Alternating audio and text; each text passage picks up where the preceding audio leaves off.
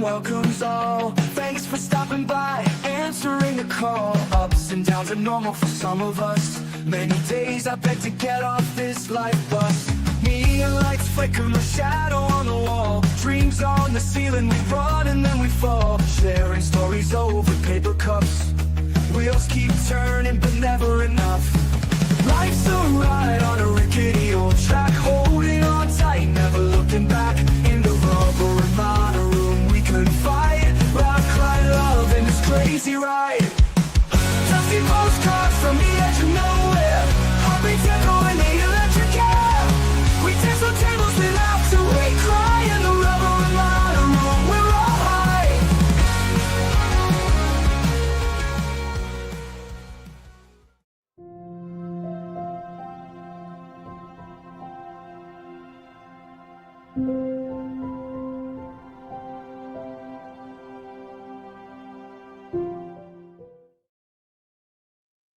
Good afternoon, everybody.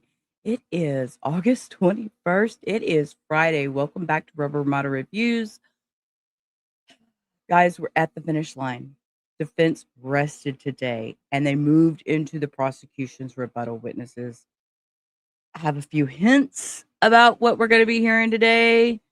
And Dr. Resnick was on the stand, and y'all will be like, what in the world?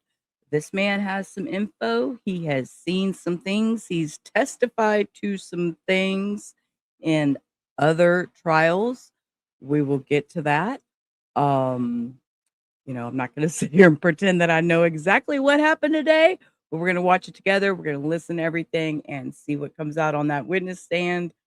Grab your coffee, your drink. We might even need an emotional support duck today. Let's see what happens. Let me do my thing, and then I will greet y'all. Get ready for the ride. Buckle up tight. Grab your snacks and enjoy the show. Oh, good morning. Well, I say morning. It's afternoon. It's afternoon. Southern was first today. Ooh. Welcome to the duck pond. Welcome to the duck pond. Thank you so much. I prefer this one. It's got the ducks in it. I prefer that one. It's got the ducks in it. Good morning, Cindy.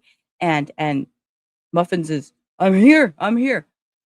And what did we have today? We have Caesar's pepperoni, Little Caesar's pepperoni pizza. I should probably put my glasses on. I really should probably put my glasses on. I might be able to see better if you put the glasses on. See, and they're dirty. I'll clean them in a minute. Yeah, they're dirty. It says Little Caesar's pepperoni pizza for lunch. Actually, we had Little Caesar's last night, and that's what I had for breakfast was leftover pizza. I got that. That's it. And unfortunately, it was Hector's, and it had jalapenos on it. And I was like, so I picked the jalapenos off. I like spicy, but not on my pizza.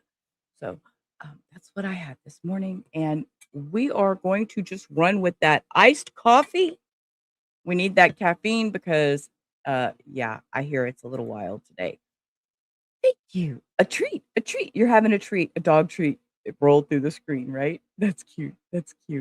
And as always, just so y'all know, we give opinions only, no legal advice. We're not giving medical advice. We're just discussing this trial. That's what we do. So, you're about to order Pizza Hut. You need spicy?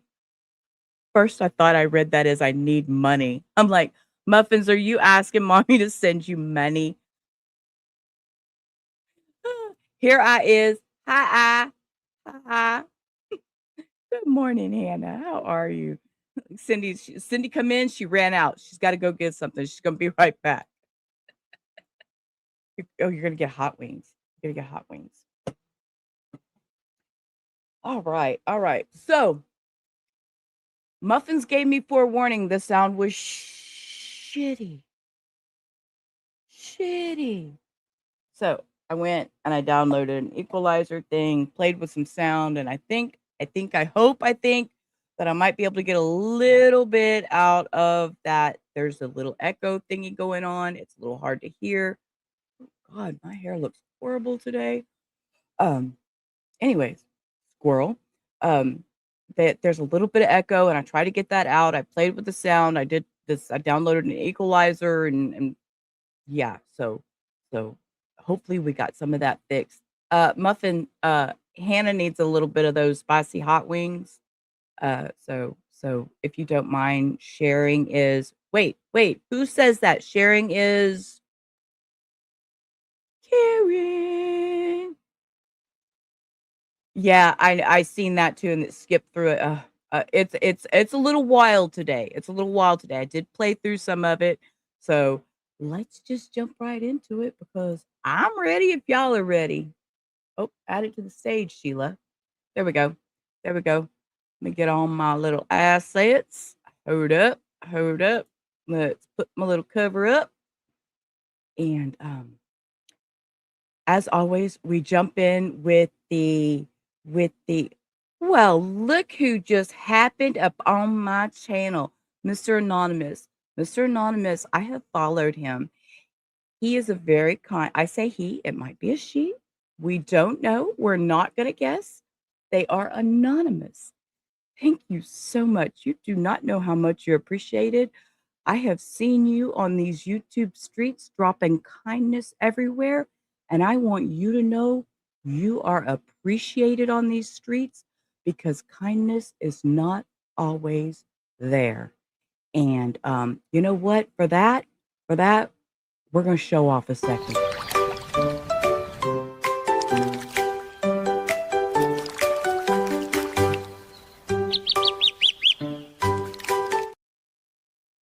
Thank you for stopping by the duck pond. That was so kind of you. You are so sweet. I hope you have a blessed day. If you want to hang out, hang out. If not, I we do trials here, but I have seen you on the streets.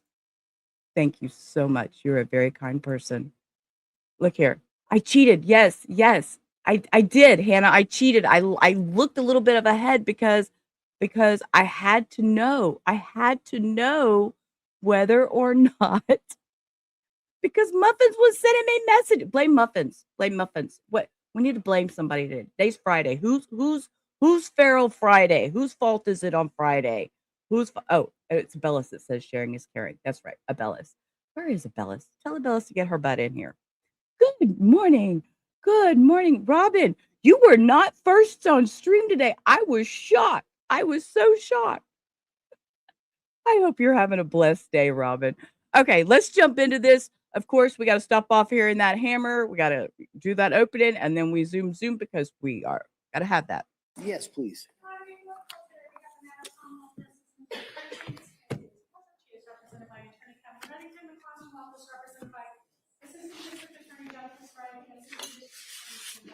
All right. Well, Of course, you can't hear. Good morning, Council. Good morning, Ms. Clancy. All right. She said, "Good morning, Your Honor." Sidebar, please. Sidebar, as always.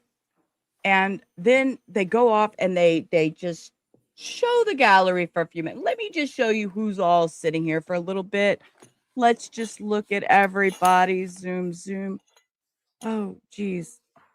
Is this Father Bob? Just out of curiosity, is that Father Bob sitting next to the family? I just guessing. Making a squirrels in the chat. Squirrels. Oh, I like Lindsay's shirt today. Oh, I like that shirt, Lindsay. Somebody been giving you some nice shirts to wear. Thank you so much, Dutch. Hey, Hannah, put exclamation DB, and it'll drop Dutch's channel, so it's in the stream for anybody on replay.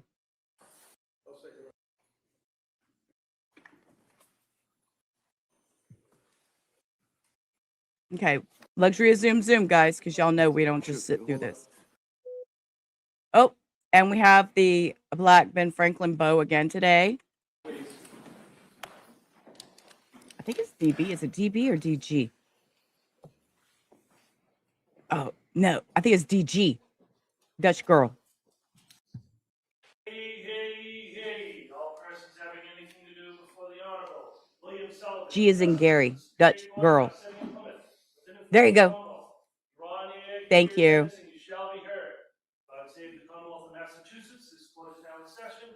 Please be seated. And there is our little gavel.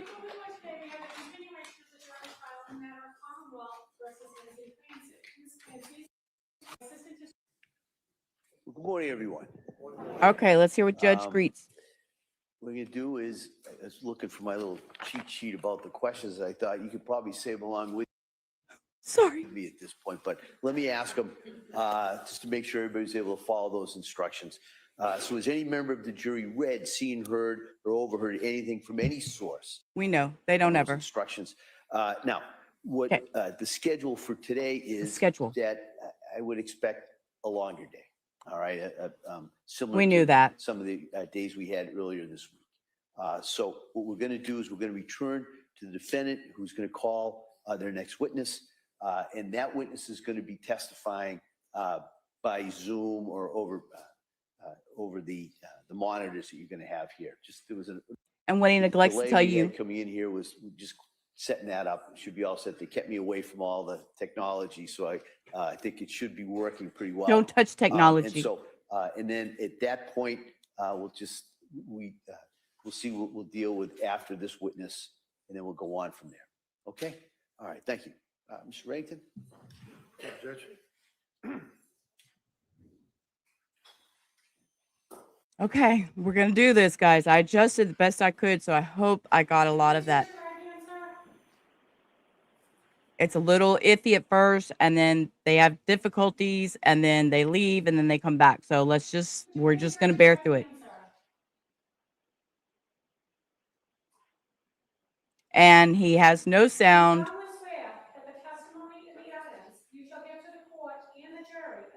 They're swearing him in.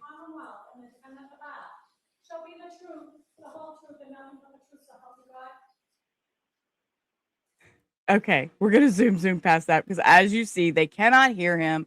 Technical difficulties. We don't let the judge touch anything for fear of, we've already seen his Zoom issues. So then we come back. Okay. When they come back, Ready for the jury? Yes. Fingers crossed. All right. there's echo problems that are really bad.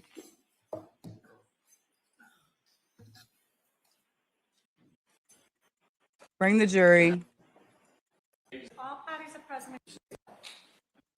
They're going to start it. All right, and you're going to have to speak a little slower, only because of the microphone. Okay. Tell us your background, sir. I know you're a physician. Tell us your educational background and your work history. I am a forensic psychiatrist, and I received a bachelor's degree in psychology in 1959 and a medical degree in 1963, both from Case Western Reserve University in Cleveland, Ohio. I then had a 1-month internship in a military hospital in Texas, and then I came back to University Hospitals of Cleveland, where I completed my residency in psychiatry. And do you have? Go further? I'm sorry. Go ahead. He said, "Would you like me to go further?" Yeah, you can continue. I interrupted. I apologize. Yeah. I have remained at Case Western Reserve University as now a full professor. And I've also become interested in forensic psychiatry. That is, that aspect of psychiatry which relates to legal issues, such as this case. And I initiated a fellowship in forensic psychiatry in 1979 and directed that for 40 years. I also served as director of the Court Psychiatric Clinic in Cleveland, Ohio for over 40 years. Doctor, do you have board certifications as well? Yes, I'm board certified in psychiatry 1971, and board certified in forensic psychiatry, 1979. Did you also have added qualifications in forensic psychiatry in 2014, 2024, and recertifications? Yes, And have you, without going through them, also had a number of visiting professorships? yes, I've had about 14 visiting professorships. Now, doctor, this case involves what I guess is referred to as filicide, F-I-L-L-I-C-I-D-E, I believe. Did I spell that right? Single L. Single L, okay. Can you tell the jurors what that means? Now, filicide is a parent killing a child, and it is a relatively infrequent phenomenon that occurs in the United States somewhere between 400 and 500 times a year. And doctor, is it fair to say that you have, at least in the country, if not outside the country, the most experience in working on filicide cases? I believe that's true. I have been personally involved in, I'd estimate about 80 cases where I was asked to evaluate mothers and fathers who had killed their children. And the question that I have, doctor, is have you had occasion to work on cases that found themselves in court where you gave testimony either for the government or for the defense? Yes, I have. Let me just go testified through if I can. and So let me just go through so we can cut to the chase. Did you work as an expert on the case of Jeffrey Dahmer? Yes, I consulted to the prosecution in that case. Did you also work? Listen to this is what really caught me.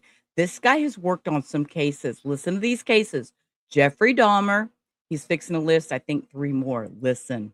This Work on the case of what is referred to as the Unabomber, a fellow by the name of Kaczynski. Ted Kaczynski.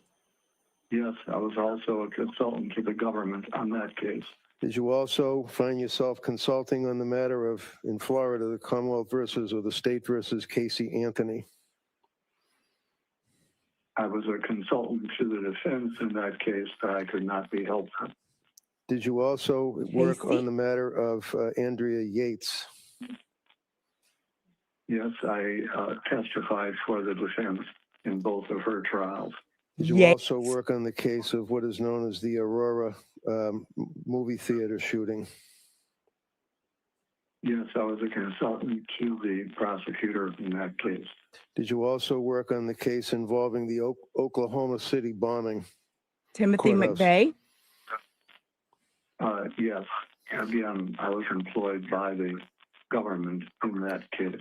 And in addition to those cases, did you also, in your practice, consult with the defense as well as the prosecution on a number of homicide cases, many of which involve filicide?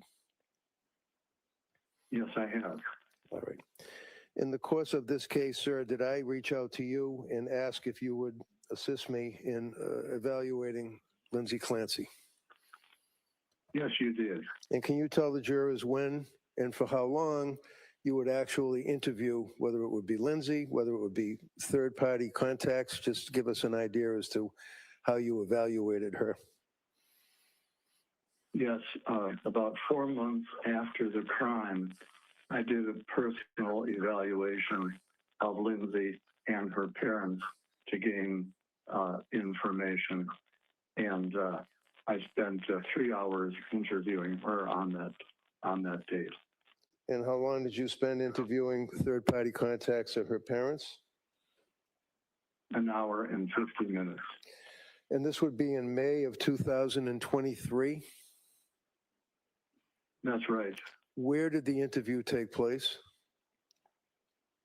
The interview took place at Duxbury Hospital. Would that be, is that a hospital facility that's a mental institution in the city of Tewksbury? Tewksbury, yes. And Lindsay actually came and was living in Duxbury at the time of the incident. Is that correct? That's correct. All right. So can you describe for us, without getting into any statements that she made to you, tell us about the circumstances. How did she appear to you physically? And how was she able to answer your questions? Just tell us what her appearance was, her mood. Yes. Well, first of all, at the time, of course, she had suffered major injury and was paralyzed. So that was the setting. So during the examination, she did not have control of the lower part of her body. During the interview, she appeared somewhat matter of fact, but at the time she was still grieving.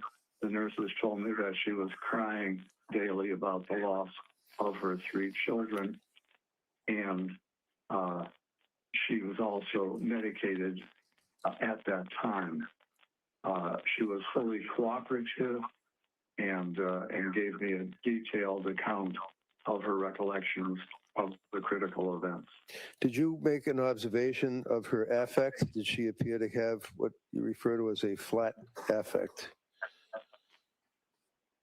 Yes, she did have, or I would call it a blunted affect. That is, her emotions were not as you would expect. Her feeling tone was muted. Muted? Is that what you said, muted? Muted, Okay. Muted. yes. Now, doctor, in the course of evaluating this case, and again, in the interest of time, would you agree that you had a chance to review a number of items to assist you in your evaluation? I reviewed extensive records in this case, both records referring to Ms. Clancy's mental illness, how it developed, who her treaters were, and then also I was able to evaluate records after her conduct. And that would include police reports? Extensive police reports, yes. Grand jury testimony? Yes, Photographs? yes, Videos? yes, Medical records from healthcare providers such as Dr. Tufts, nurse practitioner Gelada, and McLean Hospital? yes, Were you aware that she had also contacted suicide hotlines and went to a facility in Rhode Island, Women and Infants? yes. I reviewed all those records. So with all of that information, doctor, that you had access to, did you also have the opportunity to review any records from, let's say, the government's doctors, Dr. Helbrun, Dr. Mack, Dr. Satoff? Yes, after I prepared my report, I was aware that there were 3 experts employed by the prosecution, and I was able to review their reports in detail also. Okay. And your report is actually dated, you saw her in 2023, and you prepared your report ultimately after your evaluation in September. Do you know when the government's doctors' reports were available to you? Was that recently? My recollection is that they did their evaluation about 3 years after the crime, and I had the opportunity to see her 4 months after the crime. Now, did you also have occasion, sir, to see from Dr. Helbrun, government's doctor, psychiatric testing? Yes, I did.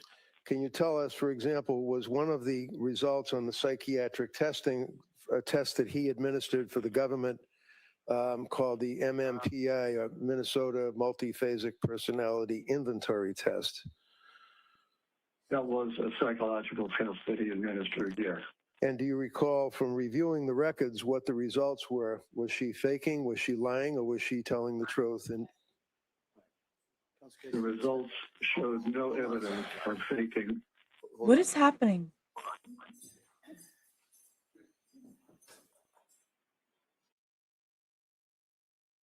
What just happened? I'm not even sure what just happened. Okay. Okay. Well, thank you. I appreciate that, Cindy. That is so kind of you. I don't know what just happened, but all of a sudden they're like, all went to sidebar and ran everybody out. I had asked. Thank you Okay, so much. I Doctor, appreciate I that, had Cindy. asked you if you were aware that government's Dr. Halpern Oh, had must have had to do a administered sidebar the sometime. MMPI test and came to a Ah. conclusion as to whether or not Thanks, Lindsay Muffin. was telling the truth, faking, or exaggerating symptoms. And you relied on that test as a portion of your opinion. Is that right? Yes, I did. Can you tell the jurors what the results of that test were, to your knowledge? The in summary, the results were that Okay, I have to pause. I have to pause for the cause.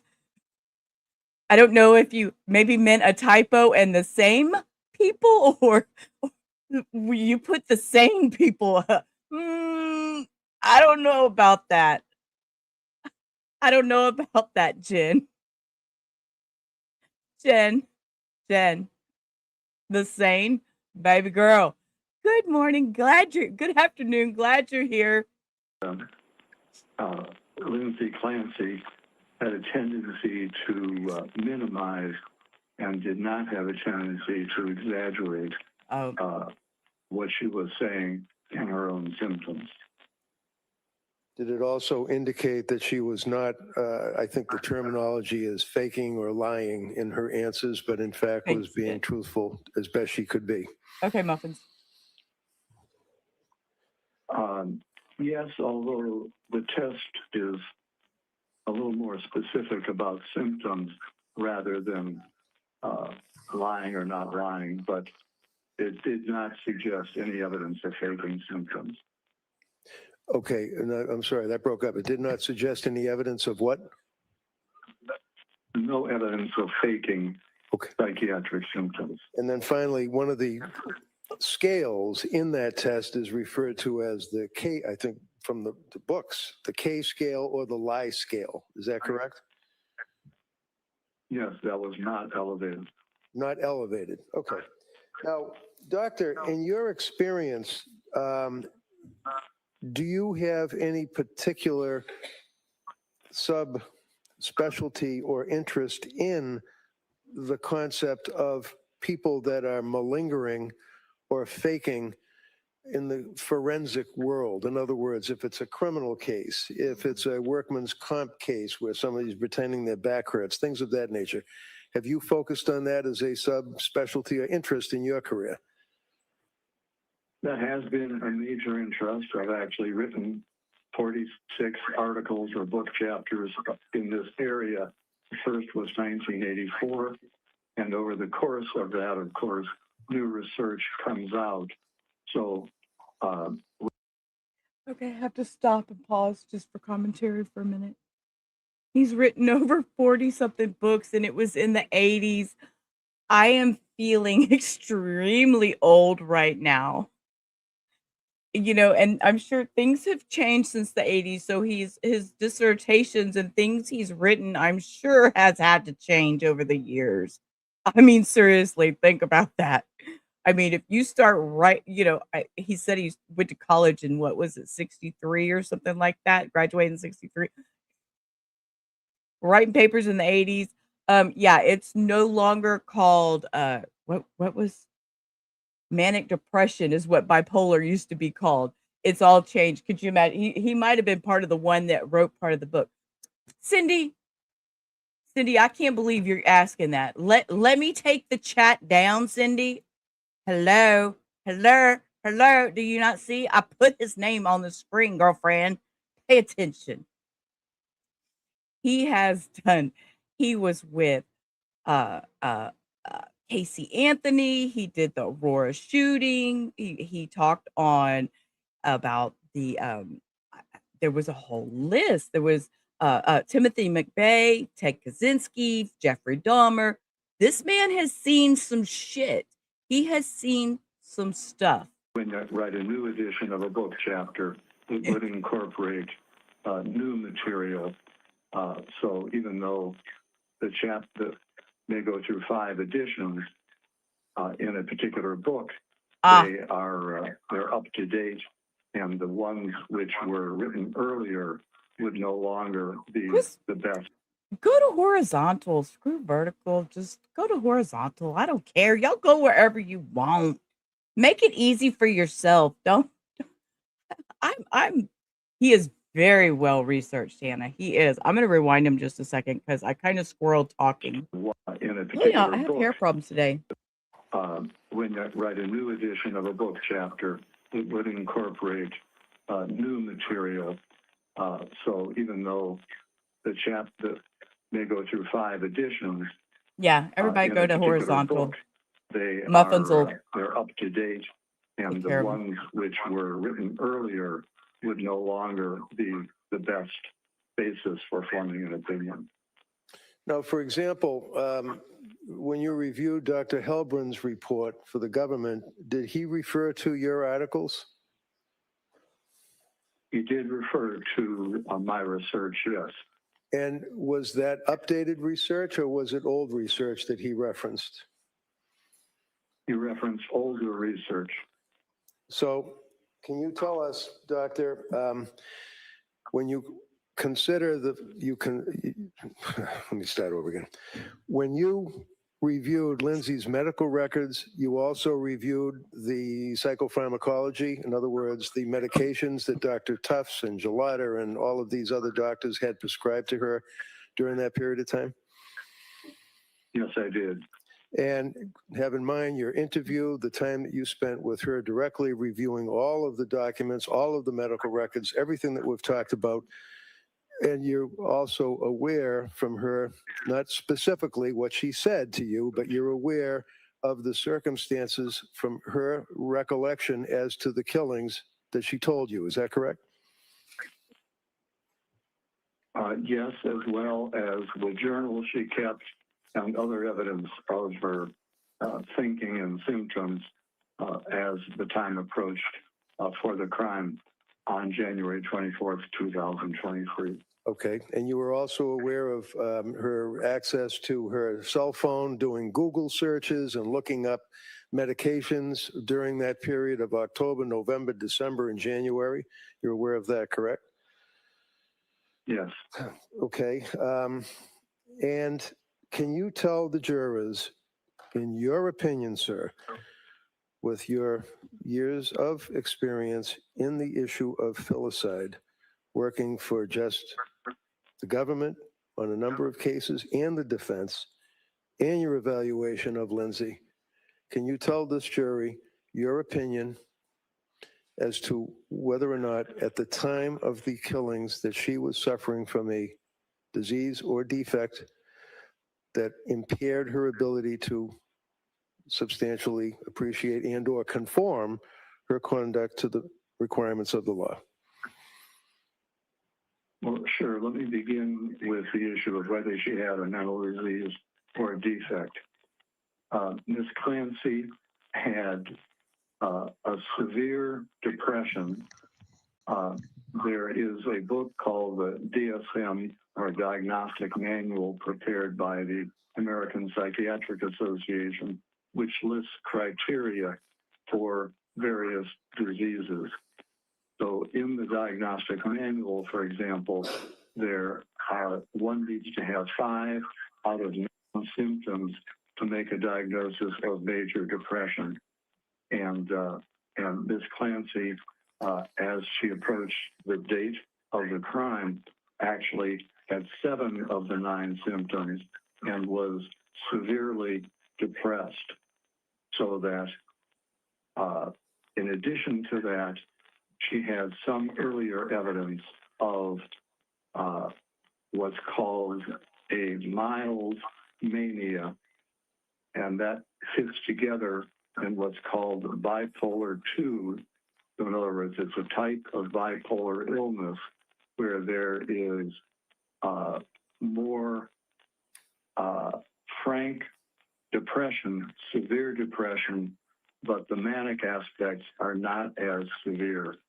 So my final diagnosis of her was called bipolar 2 with a severe depression on January 24, 2023. And from reading the reports of all of the experts that will be testifying, no one failed to diagnose a major mental disease on the day of the crime. Now, doctor, in the course of that diagnosis, have you considered the concept of postpartum depression and or postpartum psychosis? Yes. And can you tell the jurors how first that... of all, I'm sorry. Can you tell the jurors how that factors into your diagnosis and opinion?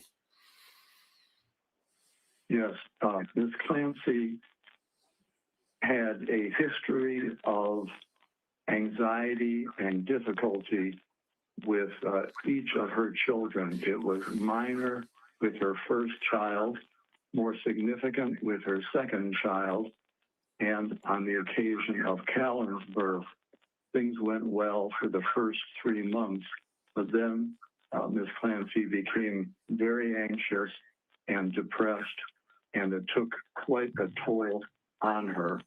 And I believe the jury has heard from various treaters, such as Dr. Tufts and Nurse Delata and others, and her own anguish about how depressed she was, where she actually felt she couldn't function, her brain was damaged, she would never be the same.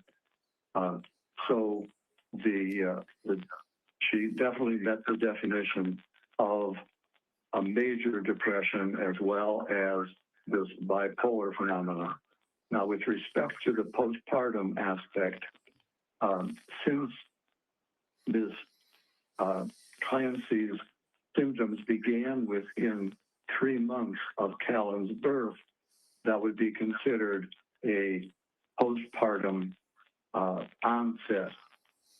Then, of course, she had considerable difficulty over the next 5 months, and at the time of the crime itself, on January 24, 2023, Ms. Clancy was frankly psychotic. So in that sense, she had a postpartum psychosis. It's actually not frequent to have a postpartum psychosis 8 months after a birth, but it does occasionally occur.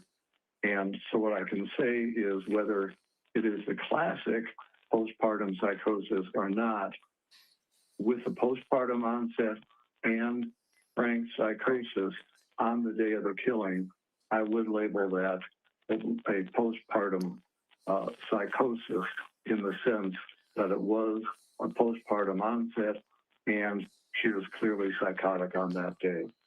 And doctor, when a person is psychotic or involved in having a psychosis, in your opinion, are they able to appear normal, quote unquote, communicate with people, drive a car, things of that nature?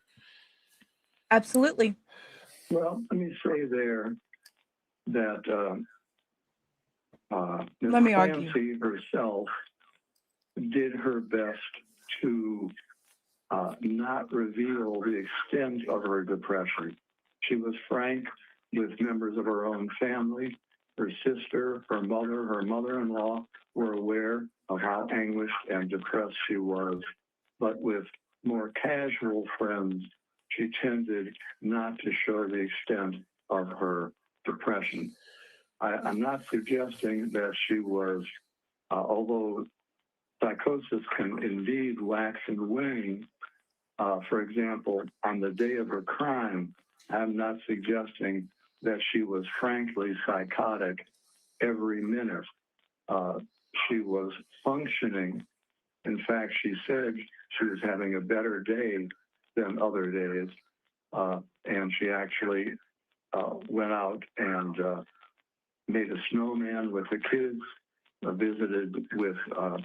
took Cora to a doctor for the 5th birthday checkup, and was functioning at a level that was not frankly psychotic until she had a command hallucination while her husband, Patrick, was out doing a couple of chores.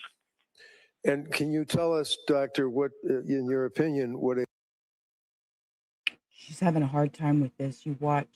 Watching her just observation eyes, her body. If you watch how she's breathing, I bet they're going to take a break. No, not for a while. Okay. I have so many thoughts with this because y'all know surprised Muffin isn't popping up in the background screaming, masking, masking, masking. Okay. a command hallucination is and how it Typically. fits, if you will, in a diagnosis of psychosis? Typically, there's a trigger. Yes. If we take, first of all, a hallucination is simply hearing a I voice. knew you were. And the voice can be benign or it can be more malignant. So a voice may just simply say, open a window. About 1/3 of voices are called command hallucinations. That is an instruction to do something. And the majority of those commands are benign. So it might be open a window, get a glass of water. It might be something much more ominous, such as to kill oneself or harm someone else. Those are dangerous command hallucinations. Now, in Ms. Clancy's case, she had not only a command hallucination on the day that she killed her children, she had what is known as a delusion of influence. That is, not only did she hear a command, but she felt that her body was taken over by an external force where she was in a dream state and did not have control of her own body. It was almost like she was a puppet and someone else was pulling the strings. Yeah, hold on a second. It's like a puppet and somebody else was pulling the strings. Yes, Cindy. Regarding Dr. Resnick's age or education credentials, all doctors have continued education related to his specialty is considered the leading expert in the subject based on several Google searches. I know girl, let me tell you, after I knew he was on the stand today, I went down diving and looking, and I mean, it says he's noted he's been involved in 80 cases that were cases where parents were accused of killing their children. His most notable past trials included Andrea Yates, Jeffrey Dahmer, Ted Kaczynski, Casey Anthony, Tim McVeigh. I mean, he listed these. I mean, he is a well-renowned. Jen, go to horizontal, girl. Get the hell out of that. Get out of vertical. Go over there. Hang with Cindy. She's got all the answers today.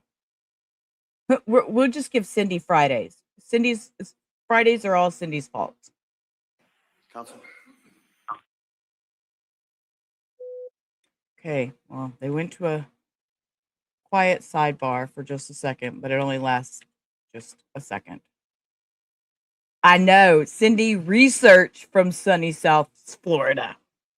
The full instruction at this point. I'm going to go into this also a little bit later when I give you the full instructions at the end of the case. But you were not to consider the defendant's statements to any psychiatrist or psychologist as establishing the truth of any facts that are contained in that sentence, in those statements. All right. The defendant's statements to any psychiatrist or psychologist for purposes of evaluation cannot be considered by you as evidence of premeditation, extreme atrocity or cruelty, or specific intent to kill.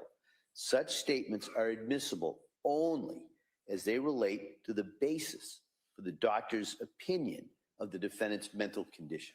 All I right, have I'll go into that a little opinions. bit I later. have opinions that I'm really trying to keep to myself. It's gonna have to be one of them members only chit Doctor, chat. to conclude, would you relate your opinion as it relates to the standard of a person being lacking criminal responsibility at the time of the commission of a crime in the Commonwealth of Massachusetts? Well, there are two arms to the test for criminal responsibility.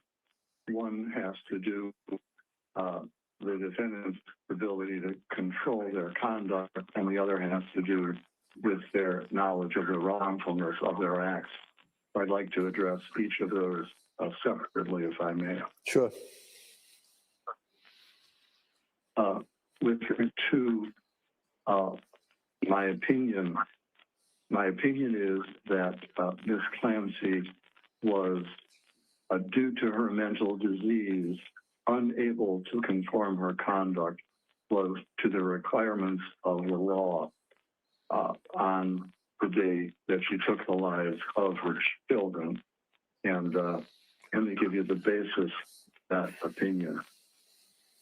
First of all, she was hearing a voice which was commanding her to engage in the killing behavior, and she did not feel any sense of control. She felt that she had to obey I see the you. instructions she was receiving. It was a matter where she was just following the command rather than being able to make any decision to do it or not. And for example,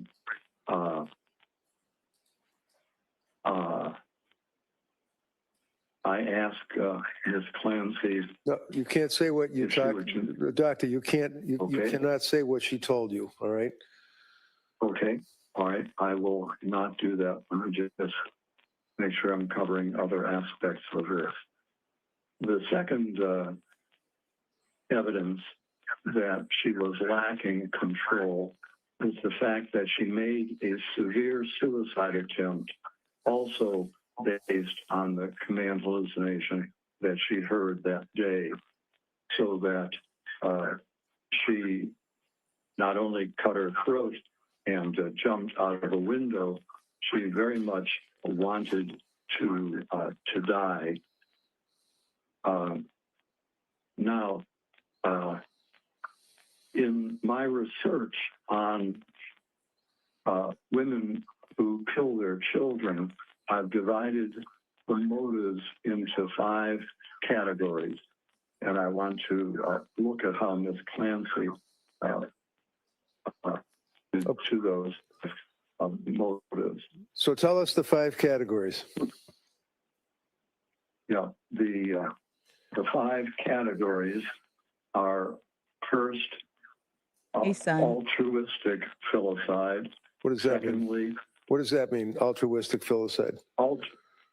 altruistic filicide occurs when a murder is committed out of love rather than hostility. It is an effort on a mother's part to do what is best for the child. They may believe the child is, they may have a delusional belief the child is about to be tortured in their delusional mind, and they take their life in doing what they believe is in the best interest of the children based on their delusional idea. Altruistic filicide also occurs when a mother may plan to take her own life, and in her psychotic thinking and severe depression, it is distorted, and she may believe that the child will be worse off if she remains alive. So, for example, in Miss Clancy's case, she believed that, as the jury has already heard, she was obsessional about caring for her children. She consulted with others at work to try and do exactly what was right for her children. And she believed that if Miss Clancy took her own life, her children would be in terrible shape. And in her mind, she believed that she would be doing her children a favor by having them go to heaven with her rather than remain on earth without her doing the mothering. Her mind was so distorted like that. Okay. So if you could just tell us the other titles of the other 4 types that you were referred to. Just tell it without getting into detail if they don't apply to Ms. Clancy. All right. The second category does apply to Ms. Clancy, and that is it's called acutely psychotic filicide. Okay. And this occurs when someone is frankly psychotic. They may have delusions or hallucinations. They're out of touch with reality, and rather than having any rational motive, they're simply acting on their psychotic beliefs. So those 2 both apply to Ms. Clancy. The other 3. Okay, go ahead. I'm sorry. Go ahead. No, that's all right. Just give us the other 3, 3, the captions of them. The other 3 which do not apply, one is called child maltreatment, in which a parent may shake the child to death or throw a child against a wall in an abusive manner. The next category is unwanted child, where someone, just for their convenience, the child is a burden and they kill the child for that motive. And the final motive is spouse revenge filicide. That is, someone hates their spouse so much that they're willing to sacrifice the child as a way to punish the spouse. And the 3 latter categories clearly do not apply to Ms. Clancy. She loved her husband, respected her husband, had a good marriage. She never spanked or ever abused her child, and all of her children were wanted. In fact, she planned to have a 4th child. So those 3 categories clearly do not apply. If I can explain how the 2 categories did apply, I've already mentioned that Ms. Clancy believed that a distorted belief that her children would just be miserable, and she could not imagine them continuing to exist and have a decent life without her being there as a mother. And so in that sense, she did what she believed was morally right, even though she understood that ordinarily killing a child is against the law. She believed that she was doing what was right for her children with her distorted psychotic thinking about the children's need for her. And then with respect to the second category of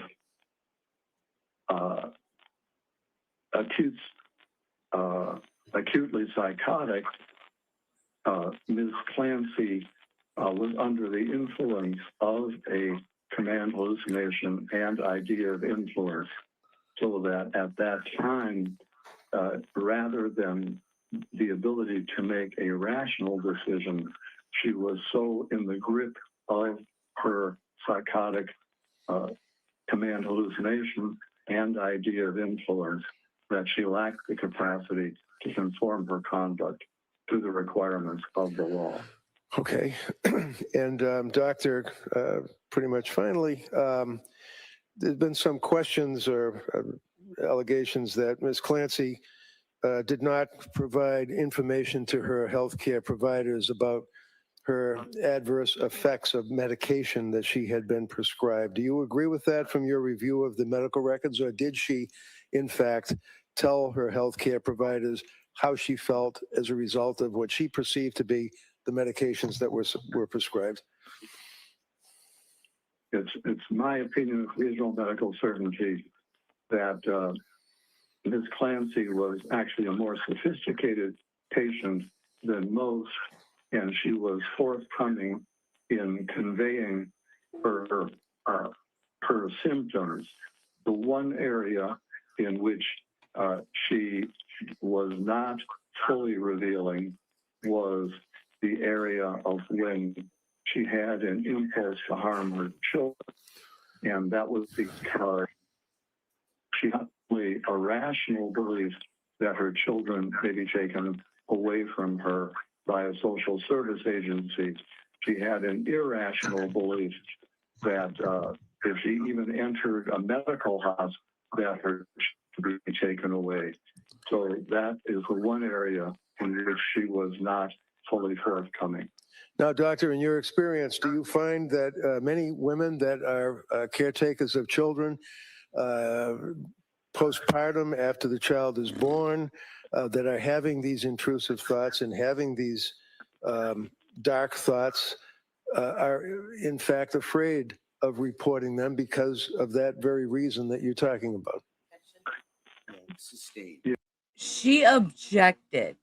He asked, he asked, they don't want to come forward for fear. Okay.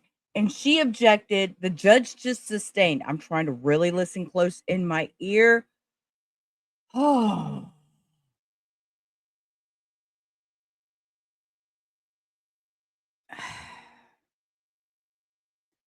You don't want, I know it's a fear. It is a legit fear. If you say too much, they will take your children. I understand that. Real quick. Let me pop this back up over here. I need to thank One Boys. I don't know how he says his name.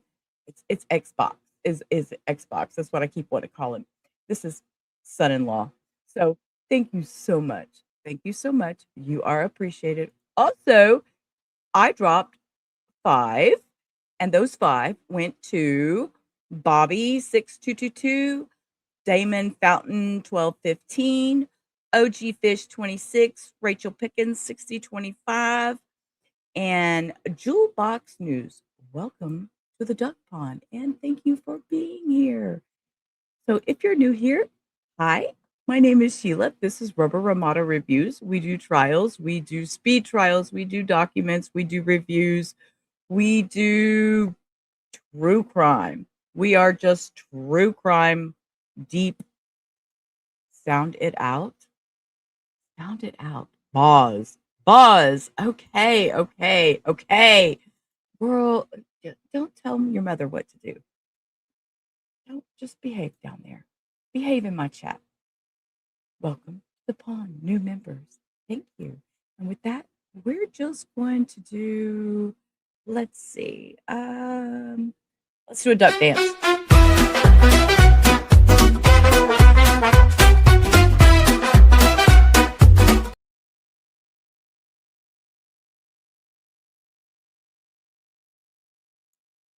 Y'all could read my lips. That was loud. And see, my computer's lagging. I see my face lagging. I'm going to go out and come back in. Do y'all see lag, or is it just me? Okay, now it's caught back up. Now I don't see the lag anymore. Okay. Squirrel. Knock, knock. Okay. Let's back up just a second. Because thoughts are in fact afraid of reporting them because of that very reason that you're talking about. Sustained. Yes, as a No, matter of fact. you can't answer that. Phrase that. Okay. It's also been mentioned here a couple of times that she hasn't killed herself yet, even though she's in the Tewksbury Hospital. Can you tell the jurors briefly while she's in the Tewksbury Hospital, what are the circumstances of her confinement and what type of care is being provided to her as it relates to whether or not she, or why she hasn't killed herself yet? Well, Nancy, indeed, there is evidence of her going suicidality to such an extent that she is never allowed to be out of the presence of a staff member. Even when I conducted an examination of her and requested privacy, a staff member had to be present. So her ability to take her life in view of her process and observation is and she recognizes that, so that the reality is, no matter she does not want to live at any point, she has no choice but first to live at this time.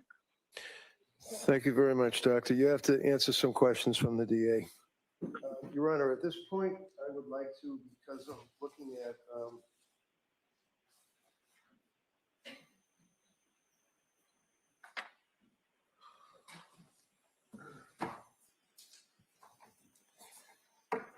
yeah, 40-page resume, so I just offer that if I could. Any objection? No objection. Okay, that may be marked.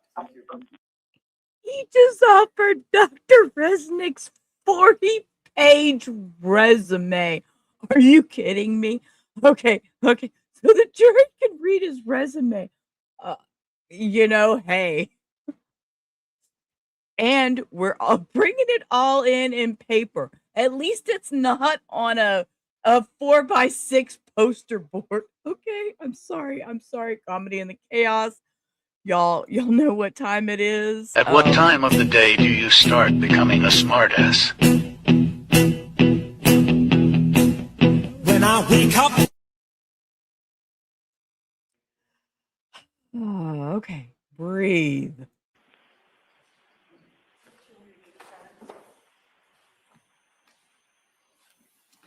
Oh, and it's not Bow Lady doing it. Yes, please. Good morning, Dr. Resnick. Oh, she's got Good bad morning. feedback. In addition to the evaluations that you do, is it true that you've also taught some courses to other forensic psychiatrists and psychologists about how to testify in cases like these? Yes, I have. And you teach them how to answer questions and how to dress and how to appear believable and trustworthy, correct? That's correct. And in one of your trainings, excuse me, Do's and Don'ts of Depositions by Dr. Philip Resnick, in your course description, you state information beyond the question should not be volunteered because it will open up new areas for questioning, provide ammunition for attacks, eliminate the opportunity for surprise, and information fails to get to the jury, correct? That's correct. So you teach other psychologists how to hold back information in the discovery process to surprise the other side. No, that's not it. And I'm not excited. Now, a woman who kills her child can have more than one motive, correct? Yes, And actually, the most common motive for women who kill their children is fatal maltreatment or child abuse, correct? that's correct. And in fact, most women who kill their kids don't do it due to mental illness, correct? That's correct. And in fact, there's a quote from you in an article, Child Murdered by Mothers, Patterns and Prevention, where you say, quote, more filicides occur due to fatal maltreatment than because of maternal psychiatric illness, correct? Correct. You also have written about parents having significant emotional devastation after killing their children, correct? Yes. And in fact, you've written in, it's a chapter 6 of Family Murder, Child Murder by Parents.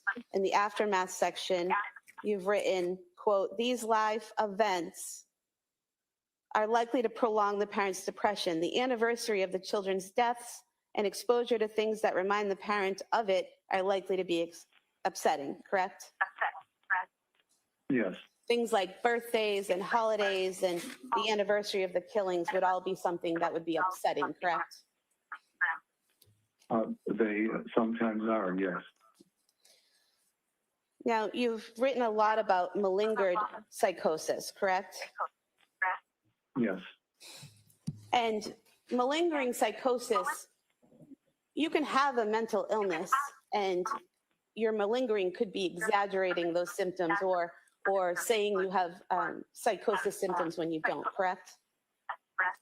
that's correct. And one of the things that you have written,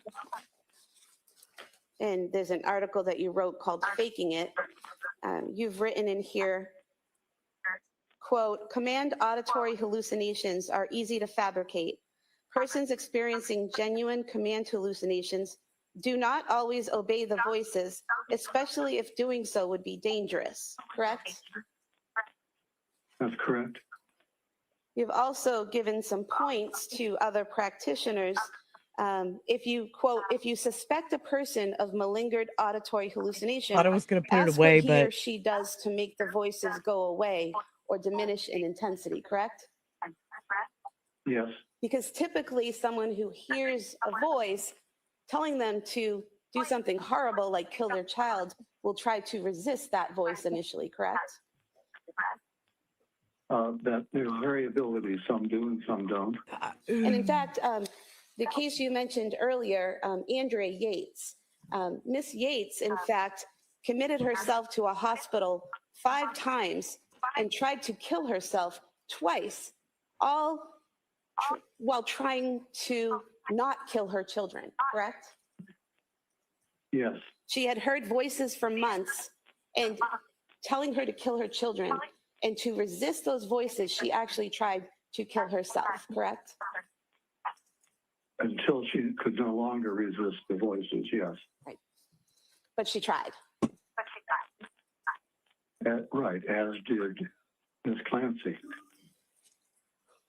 Well, according to the records and reports that we have that are in evidence, Ms. Clancy heard the voice and immediately acted, correct? According to those records? Well, Is that correct? Well, Ms. Clancy had impulses to harm her children, which she did resist until the command hallucination when she was overwhelmed, yes. But according to the records and the testimony that we've had, she had an impulse in December one time to harm her children, correct? I believe it was on 2 occasions that she mentioned it to her husband. And then never again after that until her kids were killed, correct? There were only 2 occasions she mentioned it, but she referred to having these horrible impulses. So that suggests to me she was dealing with it on an ongoing basis, although she mentioned it only twice to her husband. But she never said she had thoughts to kill her children. She said she had thoughts to harm her children, correct? Yes, but actually, I think it's clear that to harm her children was to kill her children. Well, in the records where you say that she was so clear in presenting her symptoms to her doctors, she repeatedly was asked if she had any homicidal ideation, and she repeatedly said no, correct? I want y'all to take a look at how Reddington is sitting in his chair looking at her. Take a moment to look at the facial expressions on Reddington looking at her like, ma'am,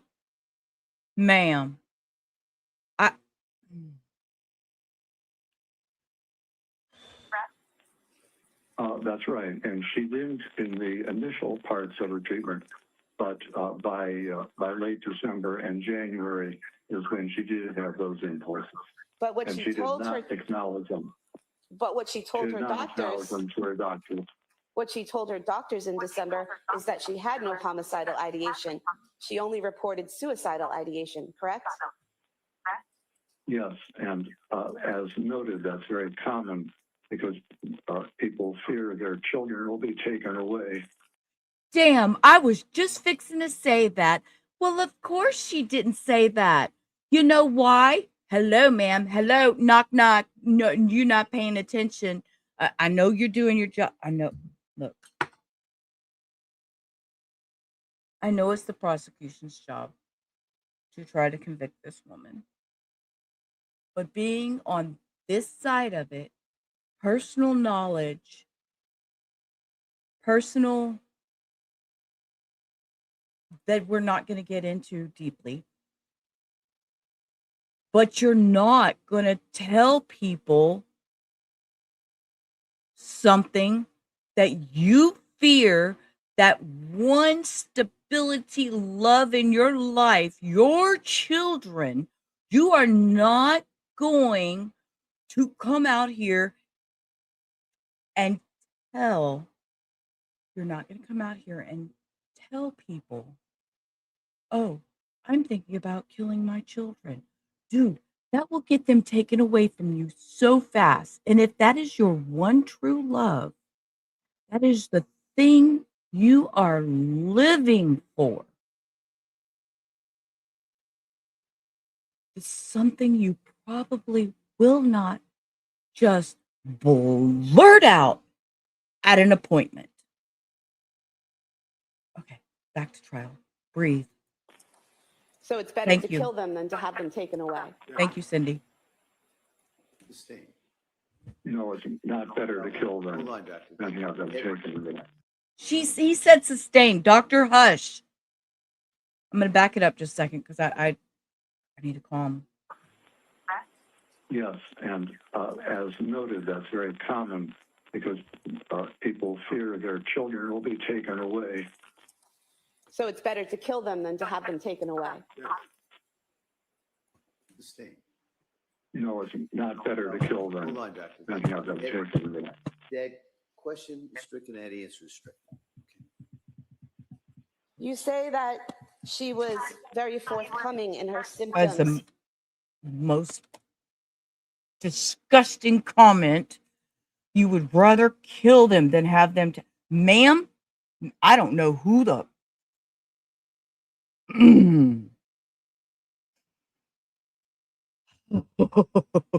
Thank you, muffins. I'm not one that ever wants to down a prosecutor or talk bad, but ma'am, I am really having emotional issues with you. You are triggering. Doctor. Than have them taken away. That question is stricken, that answer is stricken. You say that she was very forthcoming in her symptoms to her medical providers, but she never told those medical providers that she had an impulse to harm her children, correct? That's correct. You also, in teaching people about malingering, about faking hearing voices or being psychotic, you give pointers of what people should look for, such as patient uses no strategies to diminish hallucinations. Patient states he obeys all commands, correct? Yes.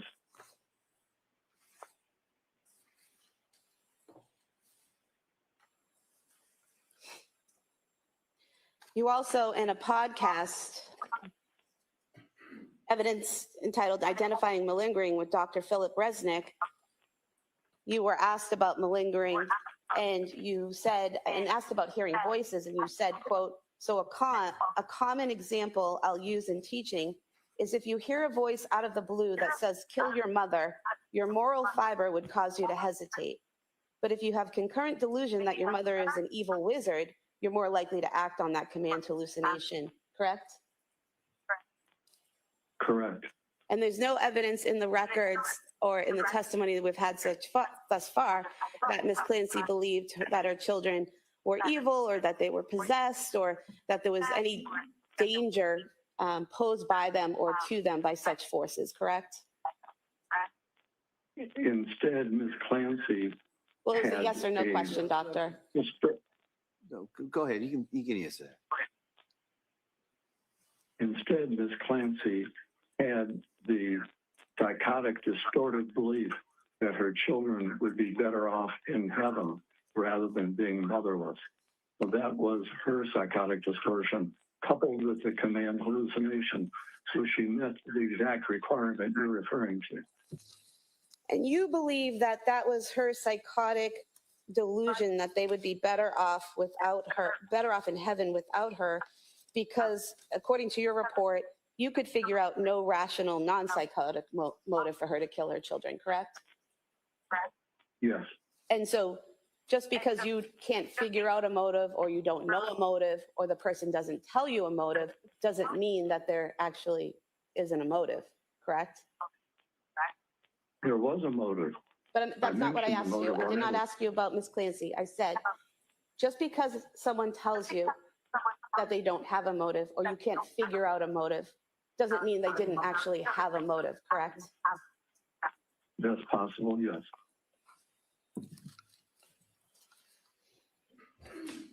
You also state in another article identifying malingering with Dr. Philip Resnick, you point out that the rapid resolution of symptoms with medication can be a red flag, as genuine psychotic symptoms usually take longer to subside, correct? That's correct. Were you aware from the Tewksbury records that on page 1136, it says Ms. Clancy has been clinically stable since her admission.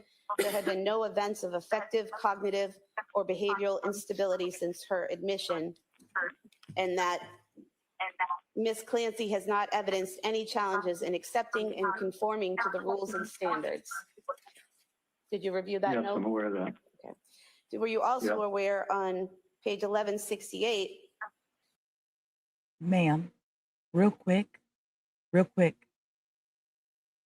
just because you have mental issues doesn't mean you can't follow directions. That it says Ms. Clancy denies that she has ever experienced hallucinatory content prior to or since that event, referring to when she killed her children, correct? Yes. And you're aware on page 1170, it states Ms. Clancy presents with intact reality testing and no observable symptoms of psychosis. She is actively engaged in treatment. She is able to identify possible hopes for her future, including serving as an activist for postpartum psychosis awareness and participating in a wheelchair marathon. Were you aware of that? Yes. I move to submit these three And sections as the next three exhibits. you still Any have to objection? live your life, ma'am. Are those part of the Tewksbury records are already in? Yes. Okay, those may be admitted. No, she's just gonna go lay in a bed the rest of her life and just watch TV. She's not gonna be active. She's not gonna have any type of reality. She's just drug her up with pills, make her a zombie, put her in the bed. Let's just leave her there. Just fuck it. Okay. Doctor, you mentioned that when you interviewed Ms. Clancy, you spoke to some nurses who told you she had been crying every day, correct? Yes.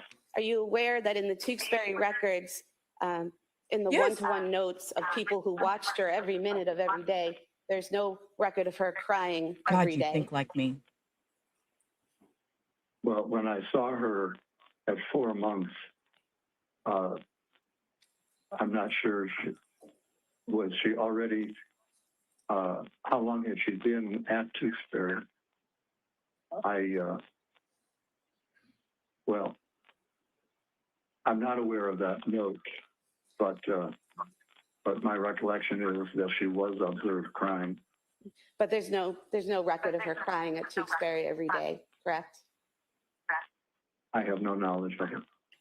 And you mentioned that during the interview, not getting into anything that she said, but her affect, her expressions, her emotions, you said that they were flat and Hi, Anna. blunted, correct? Yes. Do you remember the portions of the video where she smiled and laughed? Are you talking about the video of my interview? What was that? Are you talking about the videotape of my interview with her? Yes, yes, at the end of the video, do you recall her smiling and laughing? So does that open up the video? This is affect. Oh, Reddington said, "Oh, does that open up the video?" Oh, oh, you, You know, just because you finally have a comfortable person to talk to, and you smiled and laughed that you were finally in a comfortable position to speak with somebody, you felt comfortable. Nope, no muffins. You're not allowed to smile or laugh anymore. Nope, you're not allowed to smile and laugh. And Her smiling and laughing. So does that open up the video? This is affect and behavior. That's an issue we could talk about over here. And probably something best raised on cross. told you I'm gonna lose my shit today. I mean, on redirect, I'm sorry. And just Nope. getting into her affect and behavior, doctor. Nope, not allowed. Yes. Yeah, that's not Not allowed. inconsistent with her affect throughout the interview. Yeah, especially, for example, in talking about Well, not getting into how what she delighted talked she about, was with doctor. I'm not asking anything about what she talked about, just her expressions and her affect. Now, you mentioned that the Commonwealth experts saw Miss Clancy 3 years after you examined her, correct? I said it was 3 years after the crime. Okay. And you're aware that the Commonwealth was not permitted to interview Miss Clancy until after defense had filed a notice of their defense, and we'd been given permission by the court to have our experts interview her, correct? Yes, And you're aware that did not occur until approximately 2.5 years after the incident, correct? yes, Now, you mentioned that postpartum psychosis doesn't typically happen 8 months after a child's born, correct? yes, In fact, typically, it's within 4 weeks of a child being born, correct? most often, yes. And you mentioned that her postpartum, Miss Clancy's postpartum symptoms began within that 3-month time frame of postpartum. Do symptoms have to occur within that 3-month period to be postpartum? Well, there's a wide range of definitions of postpartum. Some scholars in the area make it the whole first year, others 3 months, others 4 weeks. And in fact, her seeking help from a psychiatrist happened in September, which would have been 4 months after she gave birth, correct? Correct? You Instead of mentioned 3, that it's 4. Ms. Okay, Clancy okay. was able to hide her symptoms of depression from her friends, that she was open with some people, but she was able to hide those symptoms from friends and other people she interacted with, correct? Yes, hide the depth of her depression. And so she Masking. was able to control and conform her behavior to situations in which she did not want to show people how she was feeling, correct? Sure, very common. It's called masking, ma'am.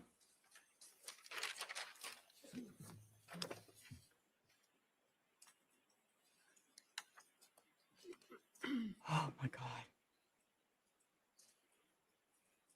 Now, you wrote in your report on page 24 that Ms. Clancy had paranoid beliefs that her children would be taken away from her if anyone knew what she was going through, correct?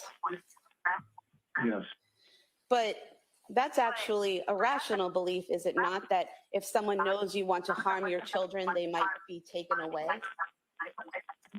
it can be rational, but it was more, it approached irrational in her case rather than rational.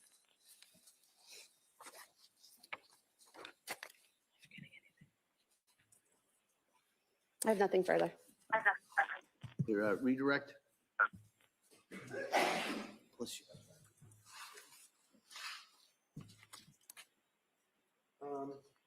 No, thank you, doctor.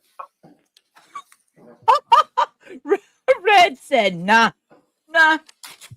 She just made. Oh, watch your mouth, Sheila. Watch your mouth, Sheila. Watch your mouth, Sheila. Watch your mouth, Sheila. Thank you. Whew. Whew. All right. So, members of the jury, the defense has now rested its.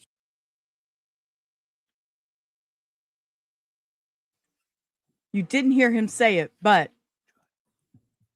here we are. Defense is resting.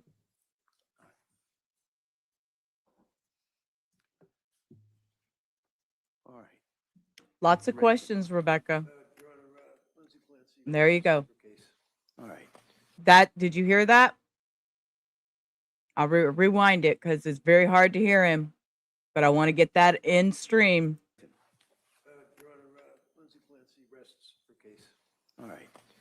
He said So, the defense rests its case. Members of the jury, the defense has now rested its case. All right, so I'm going to talk to counsel for a minute or so over here, and we're about to go into the next phase of this case, which would be the Commonwealth is offered and given the opportunity to offer rebuttal witnesses on certain issues. And so I'm going to talk to counsel Absolutely, first, and I'll Mustang. inquire of the Commonwealth. if I they wish like to her offer, shirt. these rebuttal I witnesses. like Lindsay's shirt. Counsel, can I see it sidebar? I need to do a fashion request, and you heard it that time. I know that's why I rewound it because I want to make sure it was heard on stream. Need to do a fashion request and find out where Lindsay got that shirt because I really like that shirt. It reminds me of that blue one that I have with the white with the cream trim, and it's got that sleeve like that. Attorney Sprague, does the Commonwealth wish to offer any rebuttal? Yes, Your Honor. Rebuttal. All right. If you call your next witness, please. Commonwealth would call Dr. Avram Mack. Oh wait, wrong person. Okay, luxury of Zoom. We get to get him to run in here. There's his swearing in. It's on camera. As always, we get the swearing in. Sit down. All right. I just ask you to keep your voice up so the jury can hear you. And with that, Attorney Buckingham, please. Thank you. Good morning, sir. Good morning. Could you please tell the jurors your first and last name?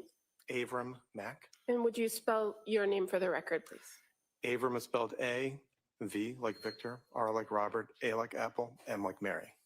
And I'm just going to ask you to speak in a loud, clear voice. And if you need to kind of push closer to the microphone, that might help. will. Thank you. What do you do for work, sir? I'm a psychiatrist. And how long have you been a psychiatrist? I have to stop and acknowledge that, Mustang. I know there is a lot of going on around that, and people have questions. And the problem is she admitted to doing it. She heard voices, admitted to doing it. So we have to take that, and that's what the jury's going to deliberate with. They know nothing about, the Patrick angle, so we have to look at it in the facts of this is the trial. This is the actual info we're getting. This is the actual facts that the jury gets to take to decide this case. So we just have to do that. This guy's eyes are piercing green. It's this green gray. His eyes, when I first seen him this morning, when I first was flipping through trying to get the sound adjusted, I seen his eyes. I was like, oh my God, he has beautiful, beautiful eyes. I guess I'm just an eye person. Okay. My coffee is low, so I'm going to go refill while he gives us his dissertation of his credentials, and I will return. After training, I've been a psychiatrist for 22 years now. Can you tell us a little bit about your educational background? Sure. I went to the University of Michigan College, Cornell University for medical school. No, I respect that. No, I'm just saying I've heard the rumors. No. I mean, I think she did it. She said she did it. She heard voices. I mean, that's psychosis. And you know what? Possibly, let me just be that bitch that nobody else is saying. Possibly in her mind, that voice was Patrick. Who knows? We weren't there. Who knows? That male voice. Nobody, she didn't say who the male voice. She just said male voice. So, we could run with theories all day long, but, and then they've got people saying, no, he was there. He did it. That's not facts of the trial. And I'm trying really, really hard to stay away from that. But again, like I said, she heard a male voice. Whose male voice? Nobody ever said. So just my thoughts, my theories, my speculations. I try to keep to myself because we're going with facts here. I'm going to hit play, let him give his talk. I got to get some more coffee. Here at the Brigham for residency in psychiatry. And then that was followed by a fellowship in child psychiatry at Columbia University and a one-year fellowship in forensic psychiatry at New York University. And what do you do now? What's your area of practice now? I'm a psychiatrist. For all these 22 years, I've been serving in a lot of different roles.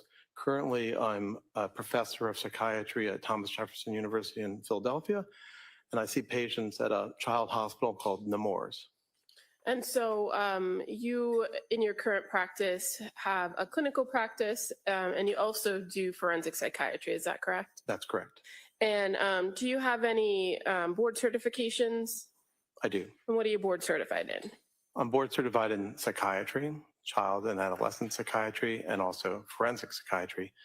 I had been board certified in addiction medicine by the American Board of Addiction Medicine, but they closed. So I don't know if I can still say that I'm board certified by them. Okay.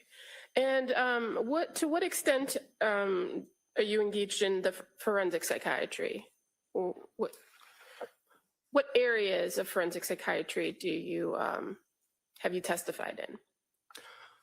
I've provided testimony in perhaps almost every area of forensic psychiatry, ranging from testamentary capacity of adults who engage in contracts or appropriateness for adoption, or whether or not a person is competent or if a person is criminally responsible.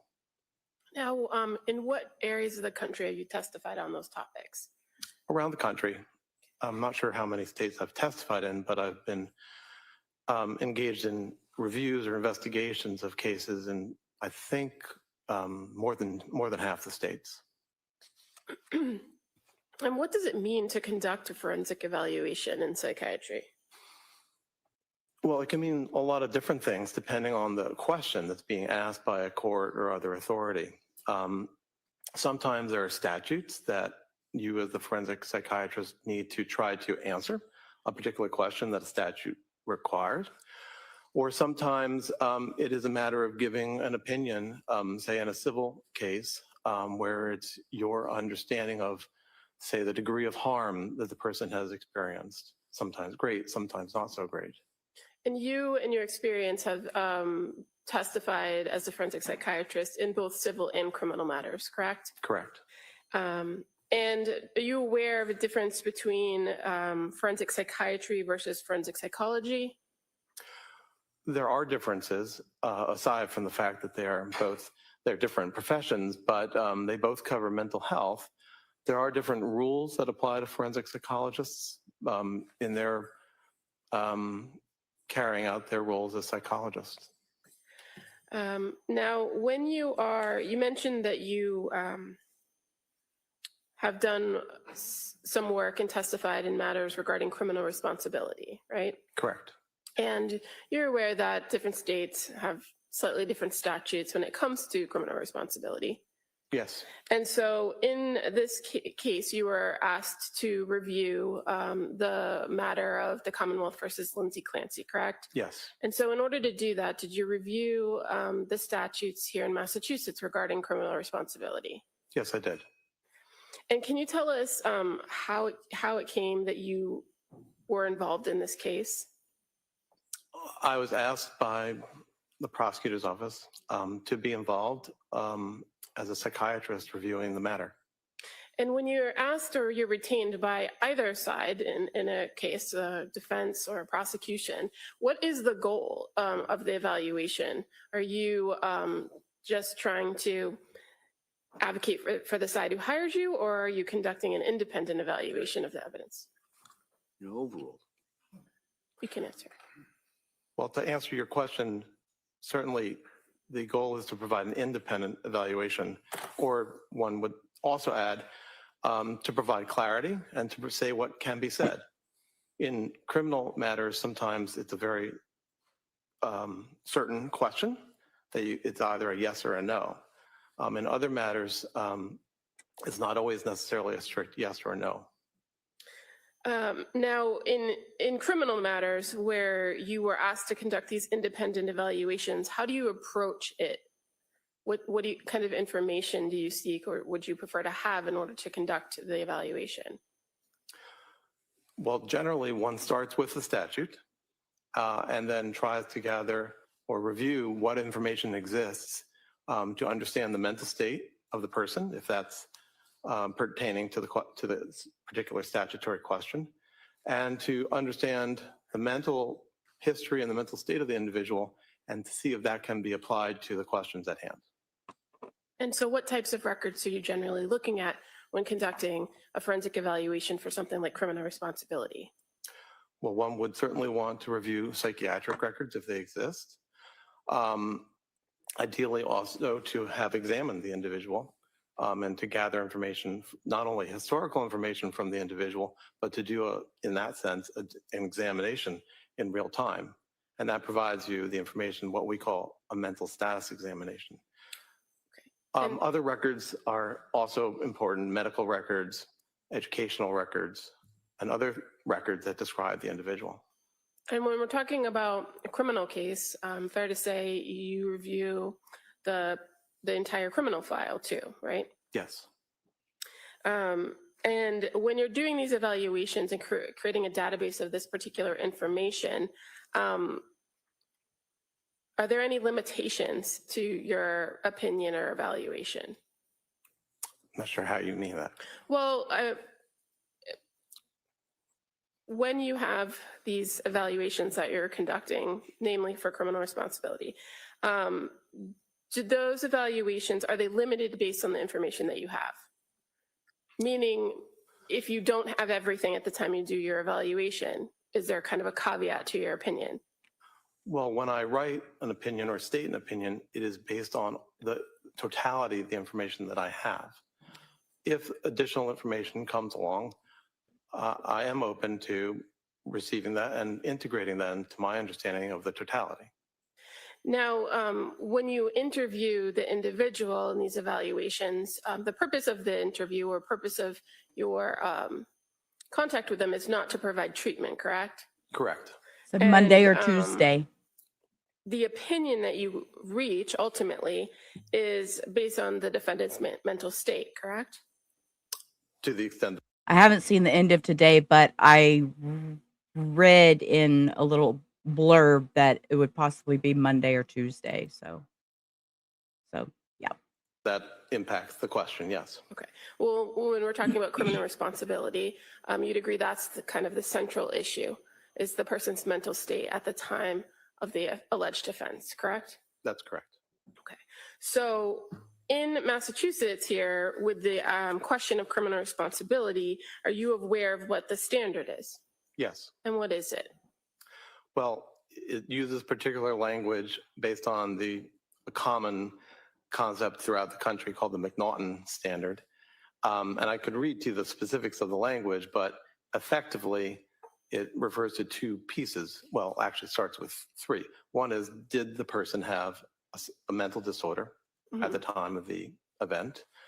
And then secondly, the two prongs speak to specifics about the mental state at the time. One being, and I would want to refer to the actual statute. Well, if we can, maybe we break that down for the jury. Yeah. So the first part of this for criminal responsibility is the question of, does the person suffer from a mental disease or defect, correct? Correct. Objection to the leading. Let's see if he knows.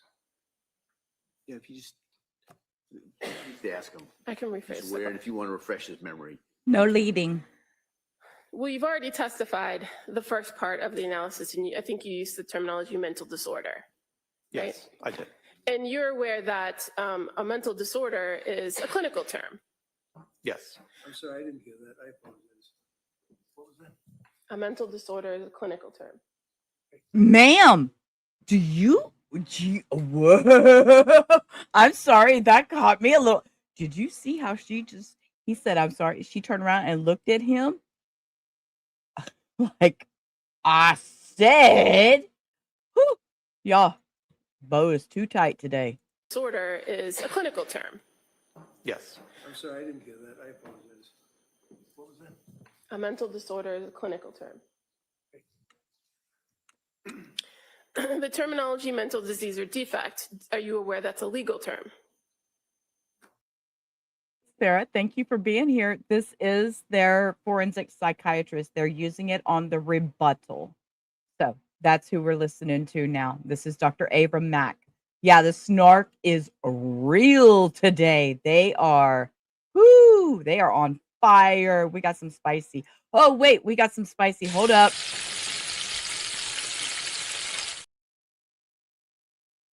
Okay.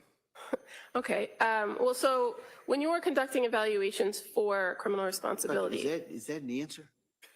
Yes. Said, I'm sorry. okay. Yes. Yeah, all right.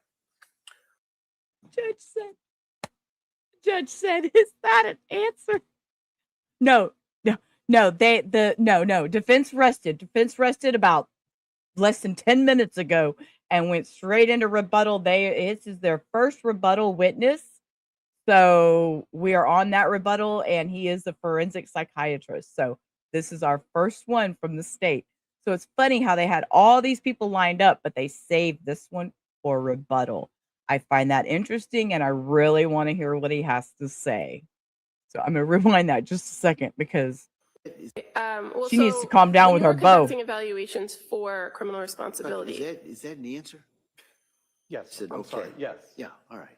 Judge is like, When you're conducting an evaluation for criminal responsibility and you're trying to determine whether a person suffers from a mental disease or defect, do you look to mental disorders to see if that meets criteria? I would evaluate if the person has ever had a psychiatric or a mental disorder. And what kinds of tools do you have available to you to do that? Well, there are two tools. One is gathering of historical information, and the other is the information you gather from actually seeing the person face to face.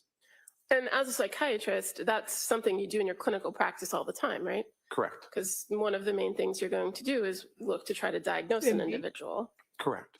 And so how do you go about determining that if a person has a mental disorder? In psychiatry, we make diagnoses in a descriptive manner. We look to see ways in which the individual has symptoms or signs of mental disorders or mental defects or psychiatric disorders. So in particular, one will start with trying to gather as much information as possible about what are the things that bother the individual. That may be their mood, that might be things that they get anxious about, that may be abnormal movements that they make. And that will also be aligned with understanding their medical condition, any medications that they take, any substances that they use. There's an array of sets of information that one gathers in that portion where you ask questions. But effectively, you're asking questions about symptoms. And one is trying to understand not just symptoms, but the degree of impairment that symptoms might be causing an individual. And do you work with any sort of tools that help you identify particular characteristics of symptoms associated with disorders in your field? Well, at times, individuals use scales or tests, which can be psychological tests or scales that ask particular questions. Or other times, you might use tests that are biological tests, like the person's brain waves, called an EEG, or laboratory tests. When you're talking about diagnosing an individual for any particular mental disorder, are there specific criteria for different types of disorders? Yes, there are. And is there a source that you use as a psychiatrist in order to identify the criteria for different disorders? We use a text called the DSM, otherwise known as the Diagnostic and Statistical Manual. It's currently in its 5th edition, or actually a revision was made of its 5th edition. And so that text, which is created and vetted by a large number of DSM-5 TR text revision. Geez, if we learned anything this trial, we learned, y'all, I'm sorry, from day one, we learned about the TR, DSM-5 TR. It's a text revision. 5th edition, or actually a revision was made of its 5th edition. And so that text, which is created and vetted by a large number of professionals, provides criteria for the different disorders, and these are known as operational criteria. In psychiatry, there aren't necessarily gold standards that you can use for diagnosis, like finding a bacterium or finding an anatomical tissue. So for the last 60 years, 70 years, psychiatry has turned to agreed upon definitions that are listed in the DSM. And you said it's not the end all be all, right, of diagnosing. You use your training and experience as well, but it's a tool that you use. Well, it is they are the criteria that one uses to make the diagnosis. It is not a guidebook for how to gather that information. It's not a how-to, but it is the standard. Okay. So now going back to the legal standard here in Massachusetts. So one part is the disorder, right? And you said there's a second part. Right. So the second part are particular criteria about the person's state at the time of the event. So one of them is they both utilize the verb to have retained substantial capacity to know the act was wrong or against the law, and the other being retain substantial capacity to control or conform one's behaviors to the law. And so when you're talking about criminal responsibility here in Massachusetts, is it fair to say you're looking at the person's conduct and their condition at the time of the offense? That's right. And the information that you're gathering in this overall evaluation, getting history and kind of looking at the person as a whole, is that helpful to understand the person's diagnosis when you're being asked this particular question? Yes. But ultimately, you're rendering an opinion of the person at the time of the offense. That's correct. So in this particular case, you were provided a series of records and information regarding the defendant, Lindsay Clancy, correct? Yes. And can you just give us a general overview of the sources of information you had available to you? Generally speaking, there was the criminal file, as you mentioned before. And then in terms of medical or psychiatric records, there was the records from the hospital that she's at right now, the hospital that she was at right before, called Spalding, the hospital that she was at before that, which was Brigham and Women's. In addition, there was the medical records from outpatient treaters, and there was also the records from her admission to McLean Hospital. So overall, there were outpatient records, there were inpatient records. For the most part, those all correlated with her own care. Additionally, we received the pediatric records for some of the victims in this matter. And as I mentioned before, the criminal file. Okay. And in addition to the records related to the defendant herself, we also provided some other reports to review. I was. By other psychiatrists and psychologists? Yes. Now, you mentioned that one of the things that's useful in these evaluations is an interview with the person themselves, right? Yes. And did you engage in an interview with the defendant? I did. And when did that occur? I interviewed her on April 10th and April 12th of this year.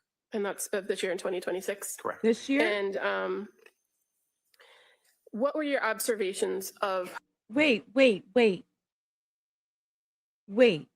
He interviewed her this year. This was the incident happened. I'm a little lost, but okay. Yeah, right, Muffins? Wow, he got some records and others can't, but okay. And that was kind of weird that he got some of the medical records of the children. That was kind of a weird comment too. Her when you... On April 10th and April 12th of this year. And that's of this year in 2026? Correct. And what were your observations of her when you first met with her on April 10th? Can you describe her demeanor? Generally, she was friendly and cooperative. When you begin an interview with an individual that you're evaluating, do you conduct what's referred to as a mental status exam? Well, the mental status exam happens all the while that you're interacting with somebody. You're always observing for aspects of their emotions, how they speak, their mood, and so forth. Sometimes there are directed aspects of the mental status examination where you are asking about particular cognitive capacities like executive functioning and attention and concentration. But the gathering of information about the person's mood, for example, or their thought process, that happens throughout the entire portion. Okay, and so over the course of the time that you met with the defendant, were you able to make observations of, for instance, whether she maintained eye contact with you when speaking? Right, so she did maintain eye contact. Okay, what about her emotional state? So overall, if we go through the various components, like Thank you, what's Kate. called her affect, which is Good her, reasoning. emotional expression or her mood, generally speaking, there were not many abnormalities in her presentation, and I can go through them. They include the way in which she speaks, that is to say, the rapidity of speech, if the speech is made in sort of regular intervals between words. In terms of thought, does the person, and in this case, did Ms. Clancy, make goal-directed ideas? Mhm. Was there a particular content of the ideas? So generally speaking, for all the components of the mental status examination, there were not really abnormalities. I would say at some points, she seemed distressed by some topics.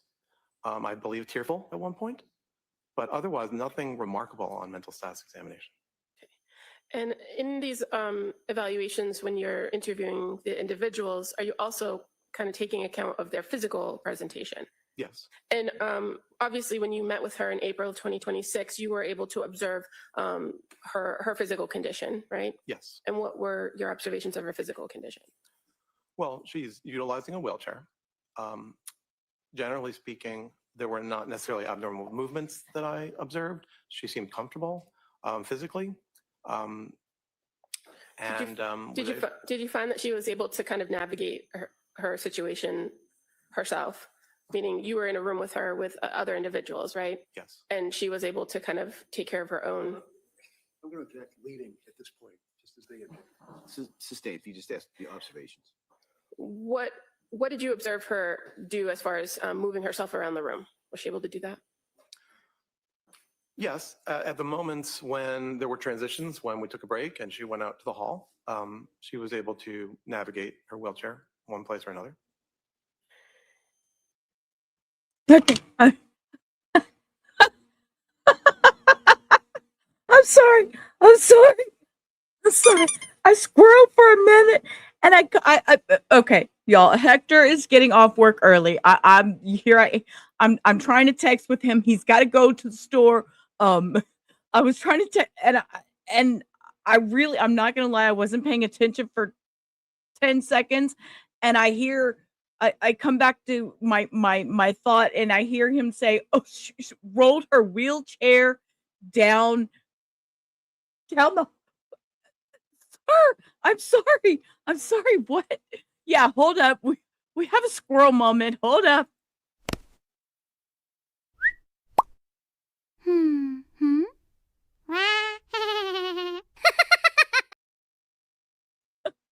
I'm sorry. I'm sorry. All I heard was she was rolling a wheelchair. Sir, no. Okay, hold up.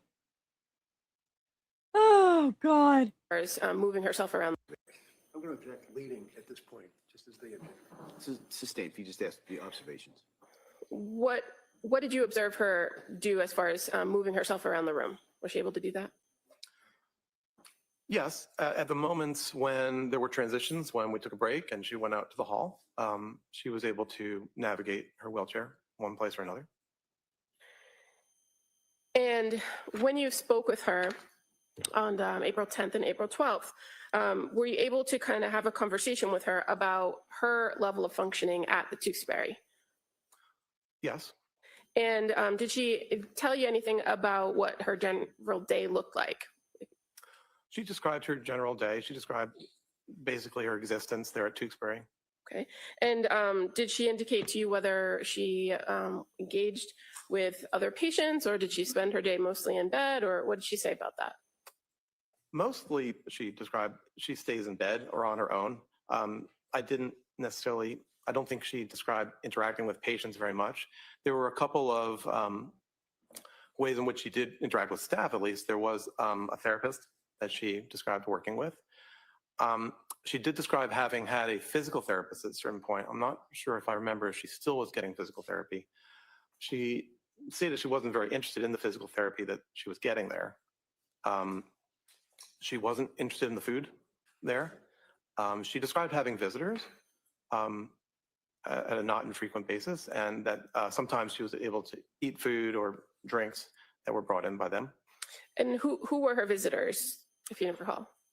Family members mostly, as well as, I believe, both, and I'm not sure if they were specifically from the Brigham or Maternal, but or any place in particular, but I believe religious figures, chaplain or priest from some organizations. And her having told you that she kind of has visitors, were you able to corroborate that in reviewing records that she had visitors? Yes. And were you able to corroborate, or were you able to identify in the records that she did interact with staff and patients at the hospital, according to the records? To some degree, yes. And you said that she had indicated to you that the food wasn't appealing at the hospital. And did you have the chance to observe her consuming her own snacks or beverages? Beverages, yes. Shut the fuck up. Shut Now, the fuck. Y'all, did she indicate to you? Y'all, I'm sorry. Are we seriously having a conversation? Are we seriously having a conversation? Sorry. Let's rewind. I'm sorry. That she had visitors? Yes. And were you able to corroborate, or were you able to identify in the records that she did interact with staff and patients at the hospital, according to the records? To some degree, yes. And you said that she had indicated to you that the food wasn't appealing at the hospital. And did you have the chance to observe her consuming her own snacks or beverages? Beverages, yes. Muffins. I need a Diet Coke. I consume my own beverage when I lost my shit one day, and y'all, I'm squirreling so hard right now. This is just I can't believe we're asking these questions. Did she have visitors? Yes. Did she talk to the visitors? Yes. Did she have a snack that wasn't on the mental facilities list that her mama bought her out of the vending machine when she came in the facility? Oh, we're not supposed to do that. Oh, that doctor. Oh, how about a coconut Dr. Pepper? Y'all. Now, did she indicate to you her level of attention to hygiene and grooming while at Tewksbury? She did. She described that she wasn't very interested in her own hygiene or grooming. And were you able to later in the conversation speak with her about her ability to take care of her own daily activities like grooming?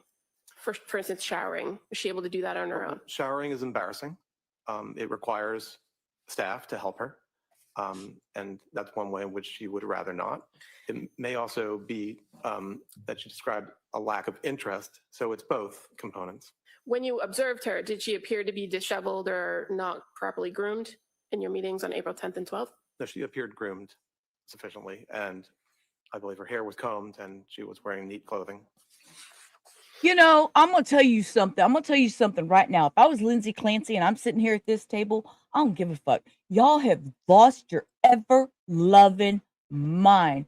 Sitting here talking about whether or not, dude, okay, yeah, it is 3 years later that you're interviewing her.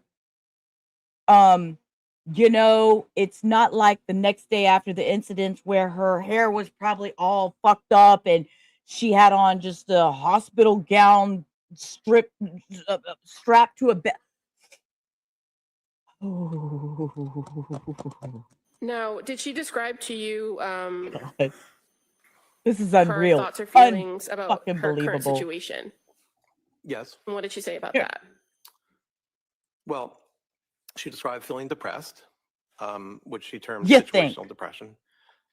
She described feeling, I'm not sure the exact term she used, but feeling miserable, You not think. wanting to be alive. You And think. Finish, please. If he's finished, that's fine, but don't cut him off. I'm sorry, doctor, were you done? Yes. Thank you. So when you were meeting with her, do you recall her indicating that she reported being devastated, Yes. that she was devastated and grieving by her current situation? Yes.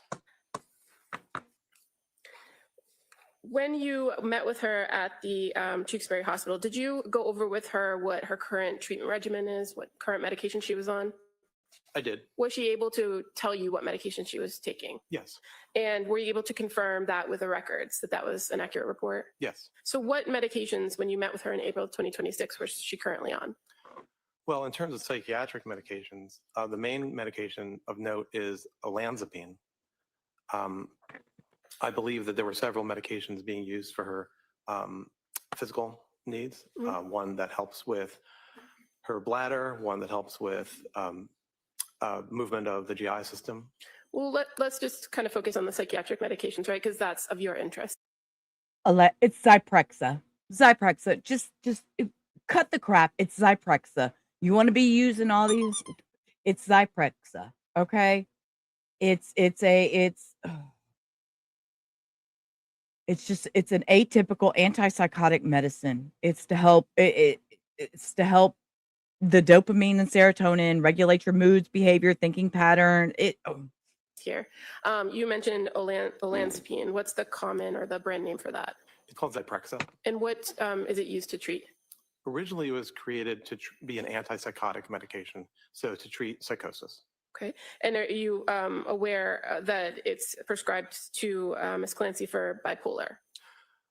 Yes, it is also used for mania. It is also sometimes used. The question was bipolar. Yeah, the question, if you could just listen to the question, answer the question, and then if the Commonwealth or the other side wants to add to the answer, they'll ask you, okay? Go ahead. So I think my question was, are you aware that the Zyprexa is prescribed for bipolar? So bipolar is a disorder. Yes, bipolar is a disorder of mania. The answer which was is, yes I'm or sorry, no. why I was mentioning at that point. And what was the dosage of the Zyprexa that she was on, if you recall? I believe it was 2.5 milligrams. And in your experience, is that a significant dosage? No, it's a small dose. Are you aware of any other psychiatric medications that she's prescribed at Tewksbury? I believe she's also taking trazodone. It's for sleep. How about Mood stabilizer. Wellbutrin? Is that ring a bell? Yes, Wellbutrin is an antidepressant medication. And clonidine, does that sound familiar? Yes, clonidine is a medication that's sometimes used for anxiety or to help people go to sleep. And are you familiar with the propranolol? Propranolol is also a Propranolol. medication. It also is sometimes used to help with anxiety. And as far as the dosage of medication that she's on, based on your review of the records, are those high doses, low doses? Overall, they're on the lower side of dosages. And you indicated briefly in your testimony that she had reported to you that she believes to have situational depression. Yes. Did you have a conversation with her about the diagnosis from Tewksbury? Why don't you explain situational depression real quick for these jurors? There were times that if you're asking about bipolar disorder, at one point she made the statement that she wasn't convinced that she has bipolar or has had bipolar disorder. She described situational depression in terms of feeling depressed about the several stressors that she experiences today. And what are those stressors? Well, the remorse and sadness about the events that this case is about, her separation or estrangement from her then husband, her being separated from the world, her physical injury. Do you recall her actually using the term remorse, or is that just your description of the conversation you had? That's my summarization right here.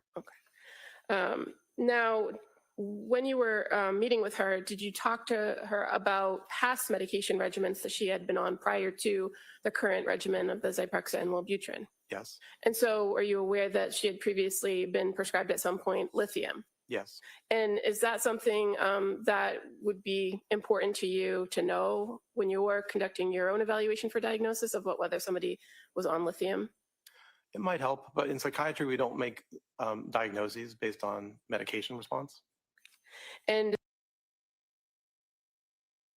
Oh, on my mind, I have questions.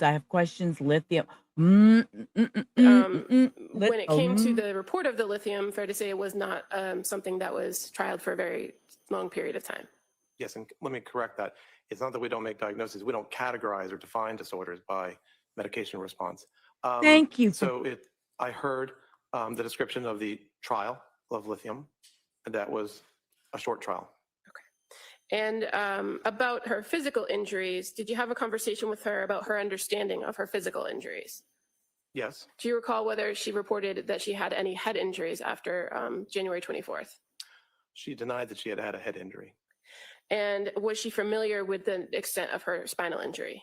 Yes. Meaning she was able to explain to you where the injuries occurred? And that's correct.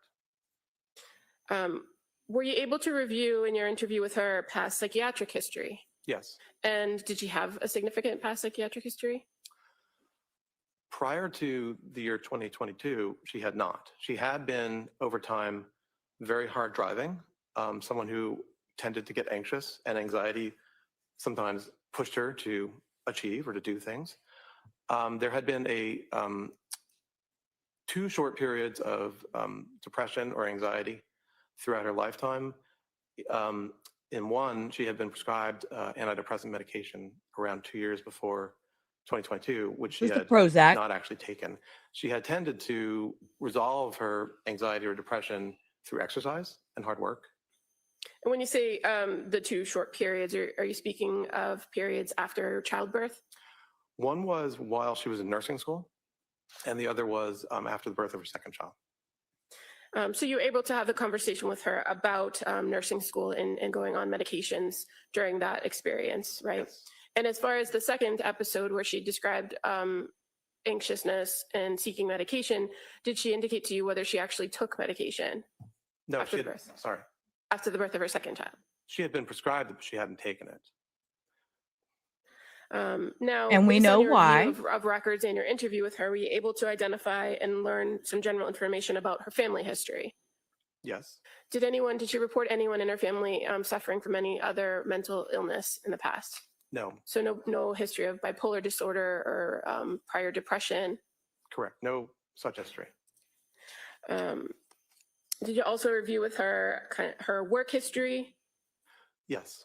And did you talk to her about whether there were any adverse events in her past that affected her? That is something I asked about.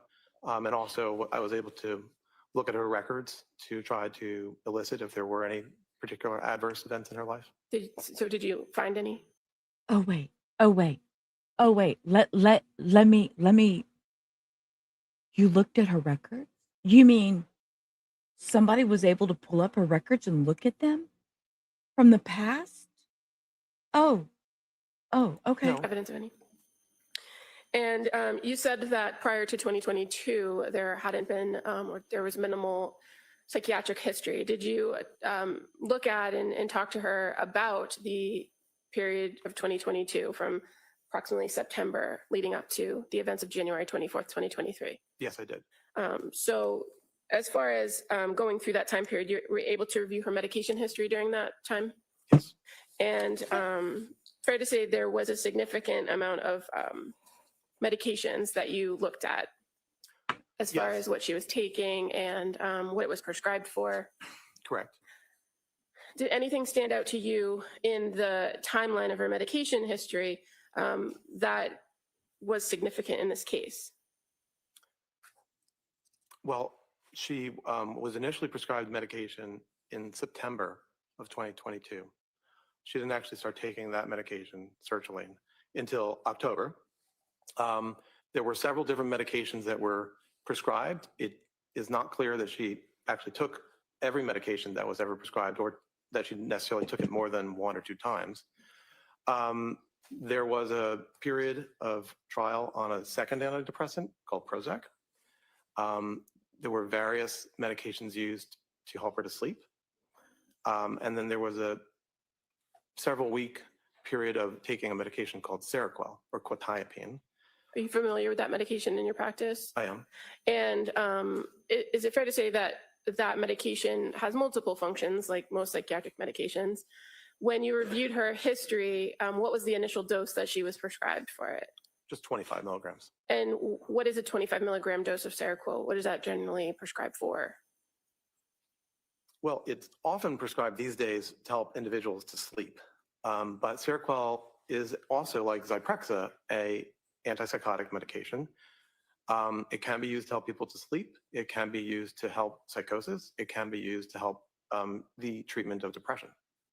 And as far as your review of the medication timeline for this defendant with the Seroquel, would the amount of time that she took the Seroquel have had any lasting effects biologically on her brain or her body? There's no known effect that one would have from the amount of time that she took it. There could have been temporary effects, which could have been affecting her functioning or her psychological reaction to her functioning. But there's no known biological long-term effect. So when you say that there's some, they could have some effect, are we talking about symptoms or negative symptoms maybe? Good question, Destiny. Seroquel might affect a person's ability to think straight. We talked earlier about cognition, the ability to pay attention, to concentrate, to have memory. And Seroquel can negatively affect your cognitive functioning, although it is expected that that will eventually go away when you stop taking the medication. And is Seroquel a type of medication that lingers in a person's system? Yes. Not substantially. Some medication. Ma'am, from somebody who has taken it, y'all, no, ma'am, no, ma'am, no, ma'am. And if you stop it, there are effects. There are side effects. I will tell you right here and now, when they, no, my word that okay, calm down, Sheila, breathe. When they suddenly stopped mine, because yes, at one time I was on Seroquel. When they stopped mine, what I could describe to the doctor was brain zaps. That was the only word, zaps, that I could explain the feeling when they took the Seroquel away just immediately without any dropping it down. So, no, ma'am. I'm telling you, people react differently.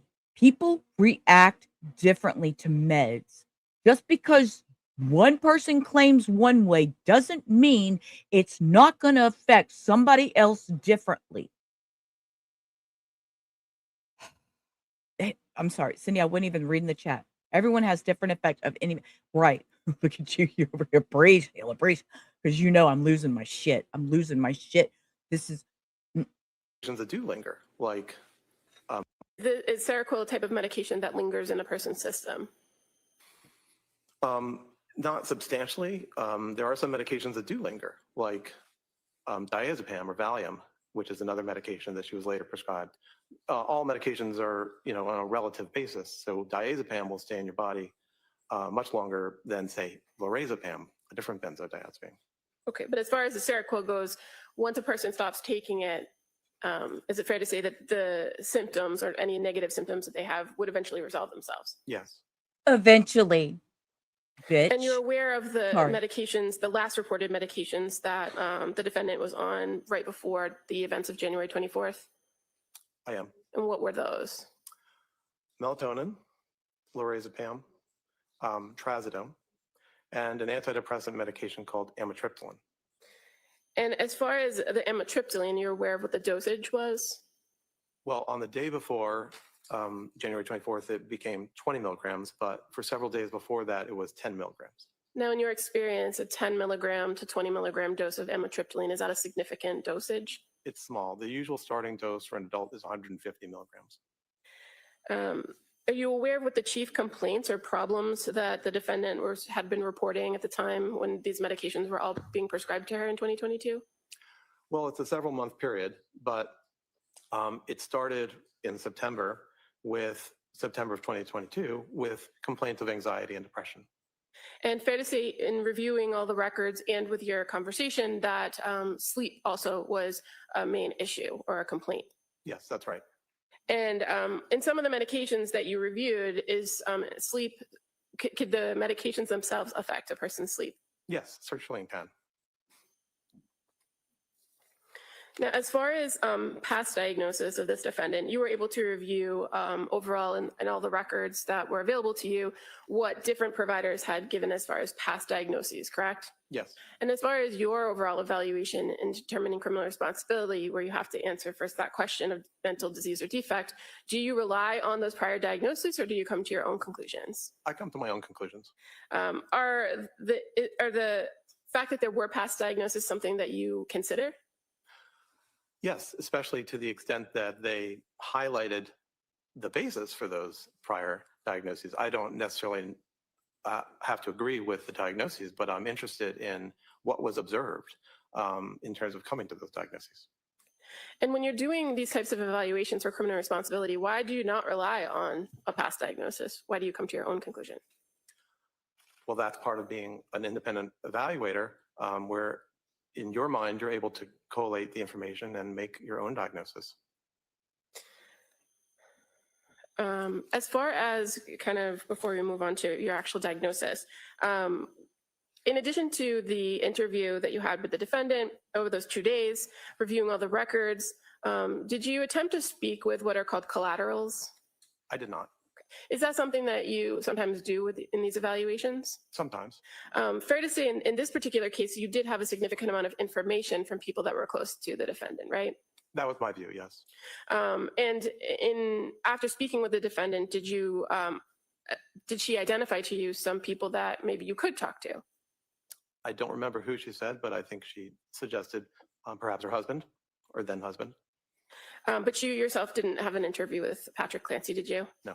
But you were able to review his grand jury testimony and interviews he's given with the police in the past, right? Yes, I did. And CPS.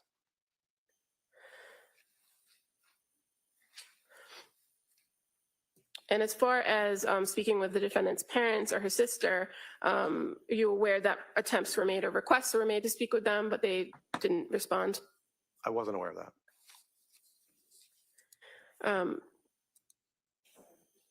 I was not.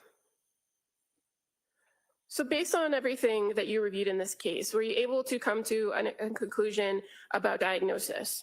Yes, I did. And at the time that you conducted this evaluation, what is your opinion about diagnosis? My opinion about her diagnosis in the span from 2022 to 2023 is that she suffered from what's called a major depressive episode. That probably is a part of what's called a major depressive disorder. But the important point about it is the major depressive episode. What made you come to that conclusion based on her presentations? The information about her feelings and the progression of her illness highlighted that it was best represented by a major depressive episode. It's a condition defined in DSM-5 where an individual displays problems with mood, problems with feeling pleasure, feelings of guilt or worthlessness, problems with appetite, problems with sleep, preoccupation with death or suicide, poor concentration, poor energy, perhaps also what's called psychomotor agitation or retardation. So one doesn't necessarily need to show all of those, but as it is in the DSM criteria sets, one needs to have a certain threshold. And her history and her description of her experience, in my view, that matched a major depressive episode. Okay, and you indicated that it was kind of a progressive thing from the fall into January of 2023, right? Yes. And in addition to the low mood, were you able to identify that she presented with anxiety at various points? Yes, very much. And did you also make observations of obsessive thinking? Yes, obsessive thinking is a kind of anxiety where you repeatedly think about a topic, maybe that you're asking, what if, what if, what if? And it's the kind of form of anxiety that you frequently see in an anxiety disorder called generalized anxiety disorder. I think it's possible she also had generalized anxiety disorder, but that is sort of secondary to the major depressive episode. Okay. Susan says, psychiatric drugs have no test to determine if you have a chemical imbalance, so they're basically guessing. Susan, you have a point there. But those who have mental health issues seem to be guinea pigs. Sorry, that's just my impression, my thought, my opinion. Because we're not all the same. Not everybody's chemicals inside their body are the same. We don't all react to medications the same. What works for one may not work for the others. Muffins in the chat is my child. She is my adult child. We both have had our problems. We have both dealt. We are both on the right track. And let me tell you, there's meds she could take that I couldn't. There's meds I could take, she couldn't. So our bodies are not always the same when it comes to taking medications. We do not always react the same. Here you go. Thank you, baby girl. Yep. You agree. I mean, I'm not picking on anybody. I'm making a point that we are all different. And I really feel like we've all been played as guinea pigs when it comes to taking medications. It's a trial and error thing. And some of us react to it different than others. So this is just I hearing him say this, and they're just this one person. Well, did she write down all of her feelings of every time she took a medication? Did she, I mean, I know she journaled a lot. I used to journal a lot too when it came to all that. Okay, I'm gonna breathe a minute. Thank you, Cindy. It is. I mean, we don't all act the same. Welcome back, Southern.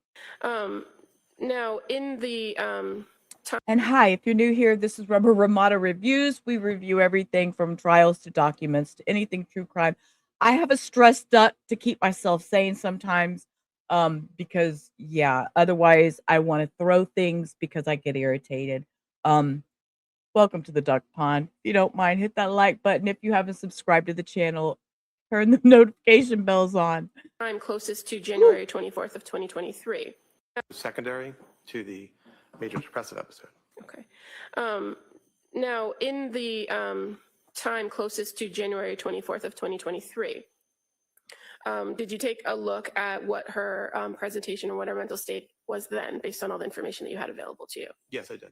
Did you identify whether she was ever presenting in a manic state or a hypomanic state? Throughout the period from 2022 to 2023, no. There was never indication of any element of mania or hypomania. So just to make it kind of clear to the jury here. Not going to whatever he's fixing to say, there is a difference between hypomania and mania. Hypomania lasts at least 4 days. Mania lasts at least 7 days and is usually suggested a hospital stay. Hypomania is mild. It's not as intense. You might feel like cleaning more or whatever. Mania is where you're like, oh, I'm here, I'm there, I'm doing this, I'm doing that. I'm gonna go wash these walls. Oh, nope, gotta go change the dog beds. I'm gonna go clean the laundry. That is mania. There's a difference between hypomania and regular mania. Hypomania You have you still have your regular routines. You still, you get up in the morning, you take your meds, you cook breakfast, you get showered. With mania, you don't give a shit. You could go showerless for 4 days. You could, don't even it's totally different. It's totally different. Hypomania, also, you don't have hallucinations or delusions usually. Mania is where you get the psychotic features, all the crazies, the thoughts and the racing so there is a big difference. I needed to point that out before anybody says anything because there is a difference. When you talk about major depressive disorder, that's a identified disorder in the DSM, right? Yes. And when we use terminology like mania, right? What is mania? So mania is a mood state, just like major depressive episode is a mood state. And these are the sort of building blocks of the mood disorders, bipolar disorders and major depressive disorder. So just like major depressive episode, mania is defined in the DSM, where with a certain time threshold, in this case for mania, 7 days, where you consistently have at least 4 of the following symptoms, you would be called being in a manic state. So that includes distractibility, a type of thinking called flight of ideas, grandiosity, excessive goal-directed behavior, pressured speech or some abnormality of speech, a reduced degree of need for sleep, and also the 7th would be an engagement in activities that have a high potential that are pleasurable but have a high potential for painful consequences. So mania requires 7 days of that, most of the day, every day, and you need 4 over 7 days. Hypomania is a lesser type of mania, and you need only 3 over a 4-day period. In both cases, as it is for major depressive episode, you also need to demonstrate that the person is impaired in a clinically significant way. That is to say, they have clinically significant impairment or distress. So these are the building blocks And for you the should. mood conditions. You that we're talking should, about. Robin. And so when you say you looked at the defendant's condition from September through January, September 2022 through January 2023, did you observe or did you find any evidence of mania or hypomania in what was reported was her conduct or her presentation? I could not find any example of behavior or thinking that corresponded with those elements of mania or hypomania. Now, what about Wait. Reddington better come back on this because we've heard about her wanting to take Oh. in the days immediately after the incident, were there, you said you reviewed records from Brigham and Women's I Hospital, can't wait correct? for Cross. Did you identify or could you find any evidence of mania or hypomania during that time period? No. And in fact, there are actually some instances that would tell you that she was in those states, correct? Like her behavior? Yes, sustained.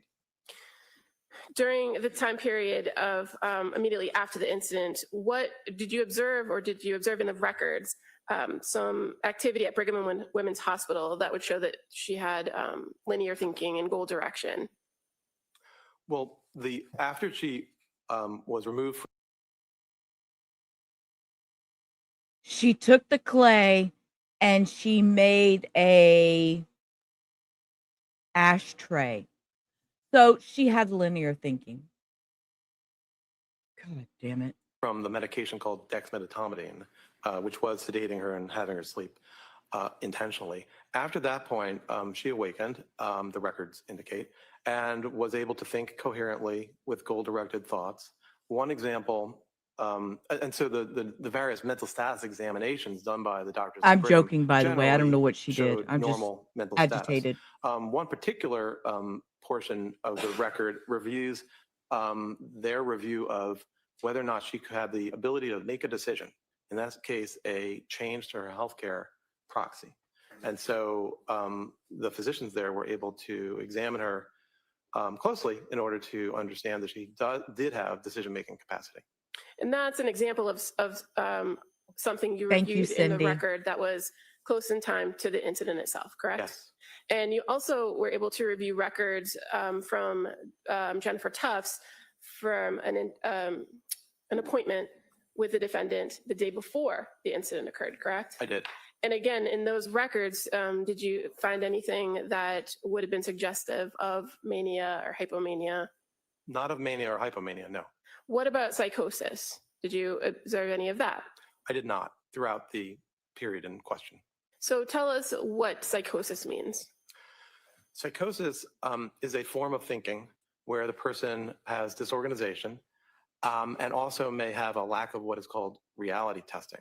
So the individual may not be able to engage in behaviors or activities or cognitive thoughts to check if a belief or an experience is real or not. So is there any particular way in which a person can display psychosis? Psychosis can be displayed in many different ways. It can be based on the things a person says. For example, delusions are fixed false beliefs that the individual has, and that they exist despite the person being told that that's not true or testing it with others. You also can at least suspect psychosis in the form of hallucinations, which are unreal stimuli that an individual experiences. Sometimes you may see individuals actually moving their body to respond to stimuli that they think or they are experiencing in the environment.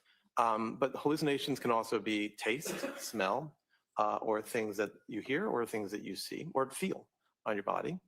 And there is a kind of psychosis that includes some of that, but also simply includes an individual's lack of ability to act in an organized manner.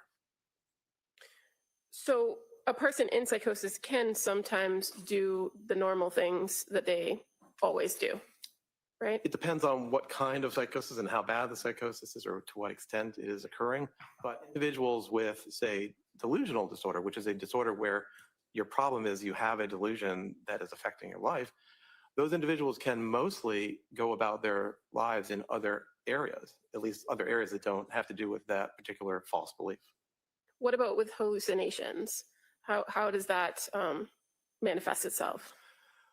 There is a subgroup of the population that actually experiences hallucinations frequently and has no negative effect from it. But for those who have hallucinations as a part of a disorder of psychosis or bipolar or mood, there are ways in which the individual can live with the psychosis or live with the hallucination and be able to be resilient to it and go ahead with their lives. So even if a person does have some form of psychosis or has delusions or hallucinations, they could still manage in society by following the rules, right? Like I said, it depends on which delusion or which hallucination, but there are individuals, and it may be who can, and there may also be people who can on a stable basis, but there also are individuals. Next question. As far as a person who might be suffering from psychosis, can they appreciate or do they know right from wrong? There's no reason that psychosis in of itself inhibits a person's ability to know right from wrong. Now, as far as in this case with this particular defendant, you have identified that you believe it's a major depressive disorder, right? Yes. Did you consider other diagnoses? Yes. What about bipolar? Did you consider bipolar? I weighed whether there might have been bipolar disorder. And so why not for this defendant? Well, to be diagnosed with bipolar disorder, you need to have had a manic episode. That's at least for bipolar type 1. For bipolar type 2, you need to have had a hypomanic episode. And there's no information in the available record that displays either of those. So you can't diagnose bipolar disorder. Did you consider the fact that this defendant, or that there's been some indication of postpartum for the defendant? Yes. And did that affect your opinions about diagnosis? As I said before, in psychiatry, we diagnose based on the symptoms that the individual presents with. So in the DSM, in our manner of diagnosing, when you have discerned what is the prominent symptom that the individual is suffering from, that becomes the disorder that carries your diagnosis. There are times that you can designate that it has occurred in the postpartum period. DSM states that that would be within 4 weeks of birth. It also allows for the symptoms to have occurred before birth. So that is the standard that we utilize when we choose to add on that designation of something being postpartum. Could I object? It doesn't matter what we do, it's what he does. All right, next question. So as far as consideration of postpartum, do you rely on the DSM-5 in your diagnostic criteria? I do. You're aware that there are other, that it's not universal across the world and that there are other opinions about the postpartum period, right? I'm aware that there are psychiatrists and others who have asked to make a specific diagnosis that relates to psychiatric problems in the postpartum state. That has been studied over the years. At this point, that has been suggested to the makers of the DSM and has been rejected. But so I guess my question is more based on your overall view of a review of this particular defendant. The onset of symptoms, when did they occur in this postpartum period, or did they? The distress that we're talking about began in September, which is about 4 months after the birth of the most recent child. And so if you're relying on the DSM as 4 weeks postpartum for a lot of these illnesses, mental illnesses, then the defendant was well outside that period, right? Correct. And as far as for the last child, when the killings occurred, that would have been 8 months after the postpartum period, correct? Roughly, yes. Now, in this case, you are aware of certain behaviors and thoughts that the defendant had that have been suggested as psychotic, correct? Yes. And did you consider those as potential psychotic features for this defendant? Yes. And so can you explain to us some of those potential features and what your opinion is about them? Right. Well, some of them were beliefs or concerns that Ms. Clancy had, which weren't necessarily psychotic. So one was the idea that in the midst of her distress and her impairment, that Child Protective Services or the Child Welfare Agency would act on, somehow take away her kids, to speak in a global way, but to somehow interact with her. I don't know that that's psychotic. Another is the idea that she was damaged permanently by the medications that she took. I can appreciate that she felt side effects and a degree of change from the medications that she took. So I don't know that that feeling or that belief is necessarily psychotic. So those are two that I would mention right off the bat. What about the idea that somebody could hear her thoughts? Did you look into that? There was one episode where she wasn't sure and asked her mother, I believe, the question, "Can you hear my thoughts?" And was told no. And so while there is a form of psychosis called thought broadcasting, that wasn't her belief. That wasn't her belief that she was engaging in thought broadcasting where she was putting her thoughts out into the world. As I read it, the question was not psychotic. The question was one that reflected the distress and the intrusive thoughts that she was having without it necessarily being psychotic. She engaged in reality testing when she asked, "Did you hear that?" And you had the conversation with her about thought broadcasting in your interview, correct? Yes. And you were able to ask some follow-up questions of her directly to identify whether she was or wasn't doing that. Yes. And based on your conversation with her and what you learned in that interview, did you believe that she was engaged in thought broadcasting? No, I do not. You're aware that there were also concerns that were voiced by her that there was other things wrong with her body, not just damage from medication, right? Yes. Do you recall that? Yes. Did you consider that to determine whether that was a psychotic feature for this defendant? Yes. So an example was her worry that she had ketoacidosis. I didn't necessarily think that that was psychotic. It may have been wrong, but it wasn't necessarily psychotic. She had been given a medication, Seroquel, where one of the side effects is that it negatively interferes with your glucose system. And ketoacidosis is the worst case scenario when you have glucose, poor control of your glucose.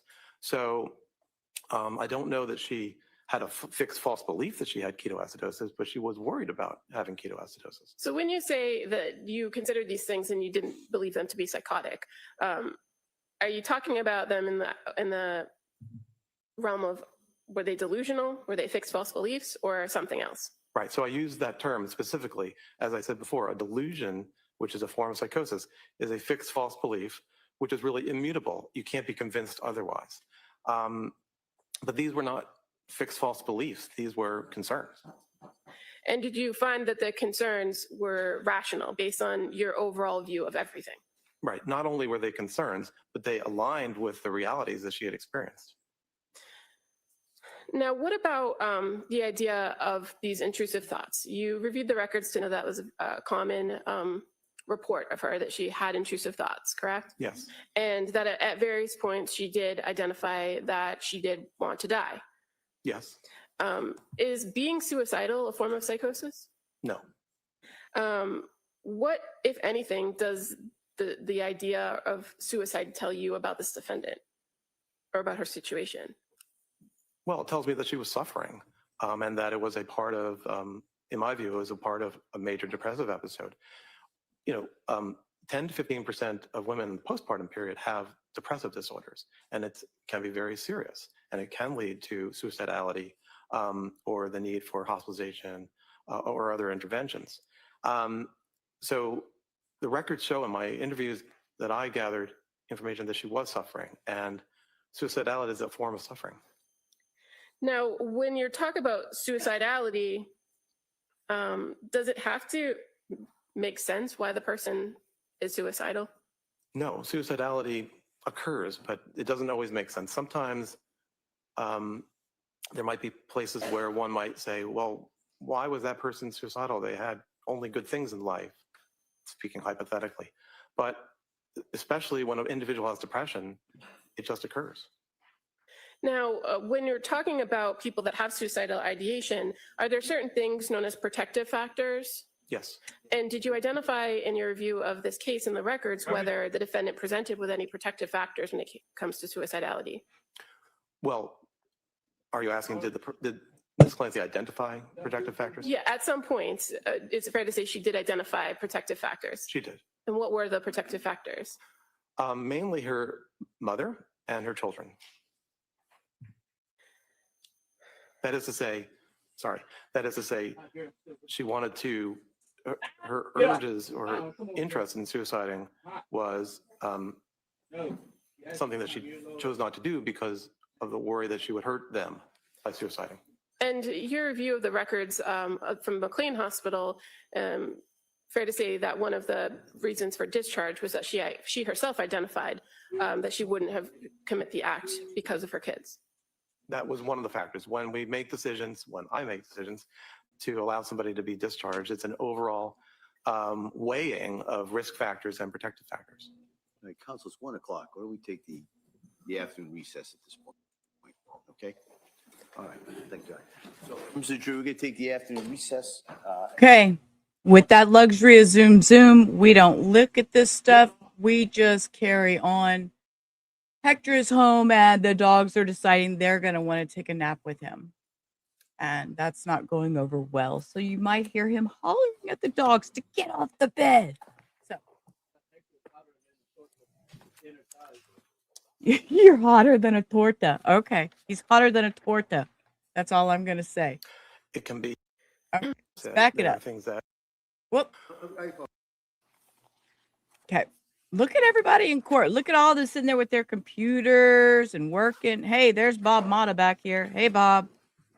Hey, Bob. Okay, zoom. And I'm telling you what, I peeked. I cheated. I peeked ahead. We were talking. I cheated. I peeked. And I don't know what's happening, but we will get to it. But the cross, I bet, will be fire.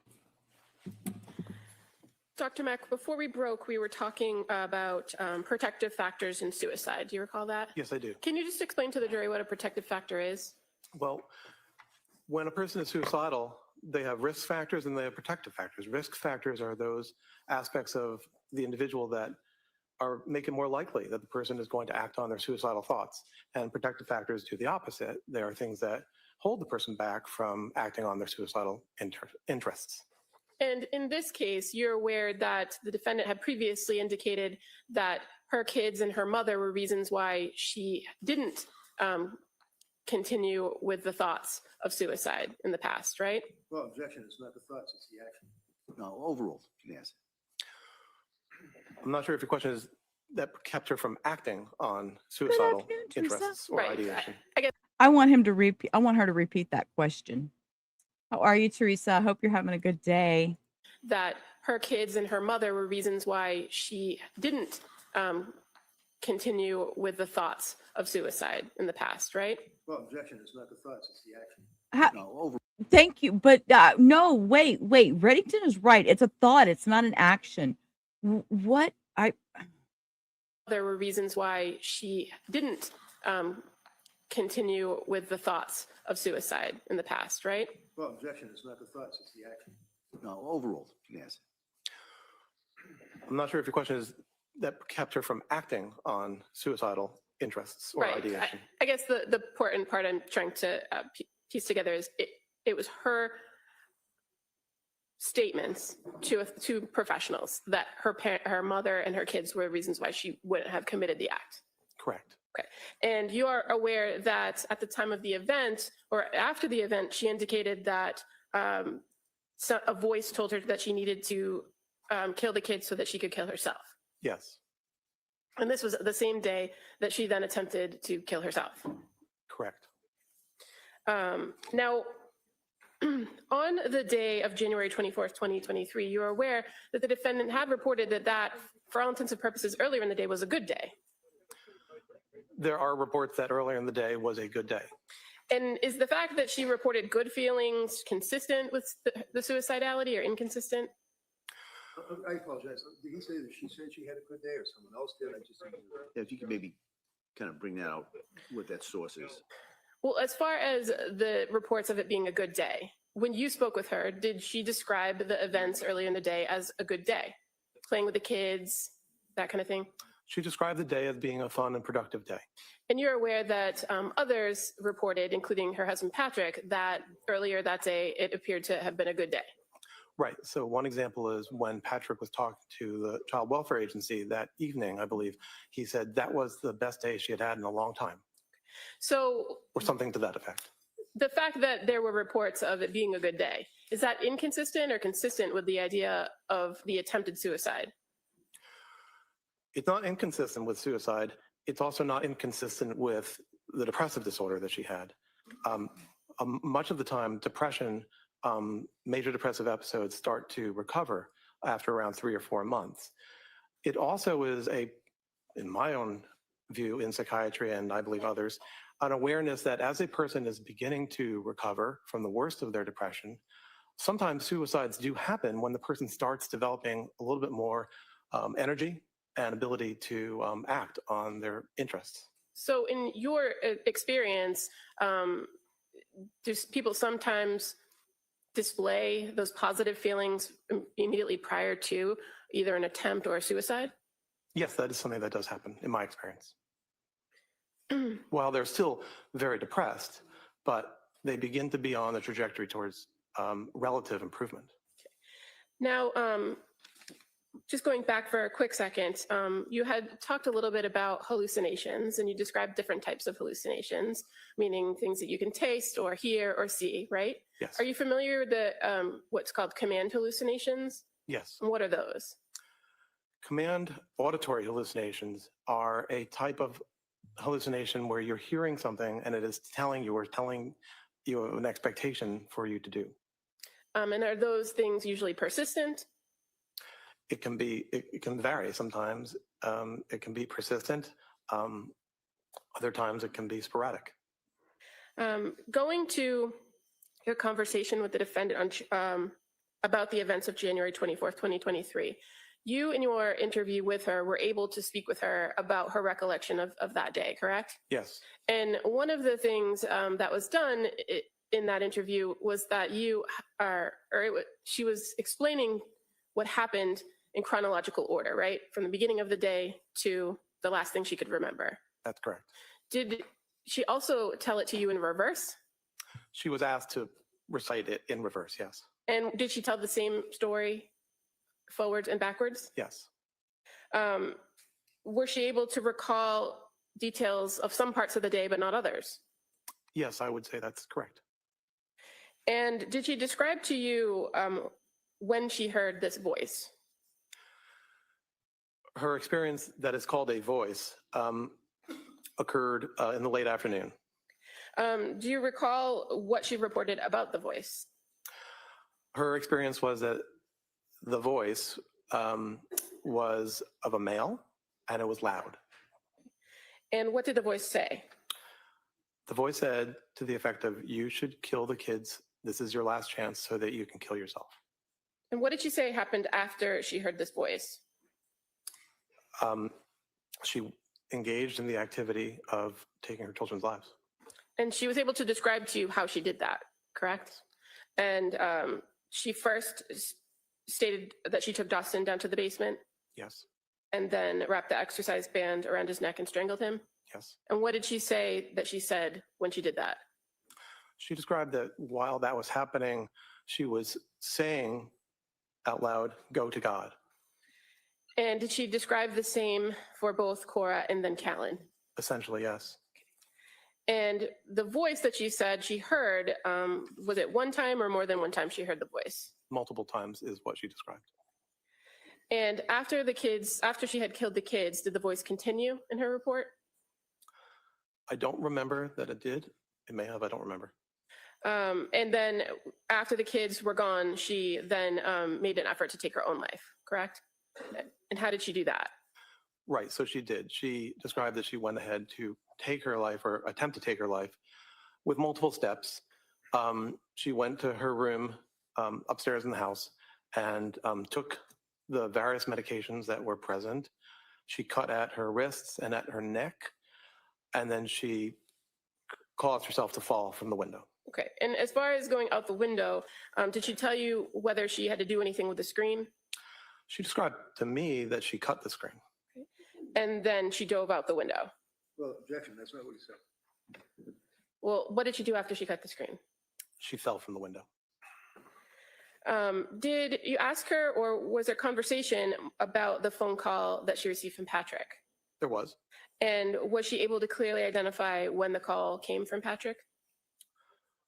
I don't exactly recall exactly when, but it was sometime in the around 18 to 20 minutes that this was happening that she received that call.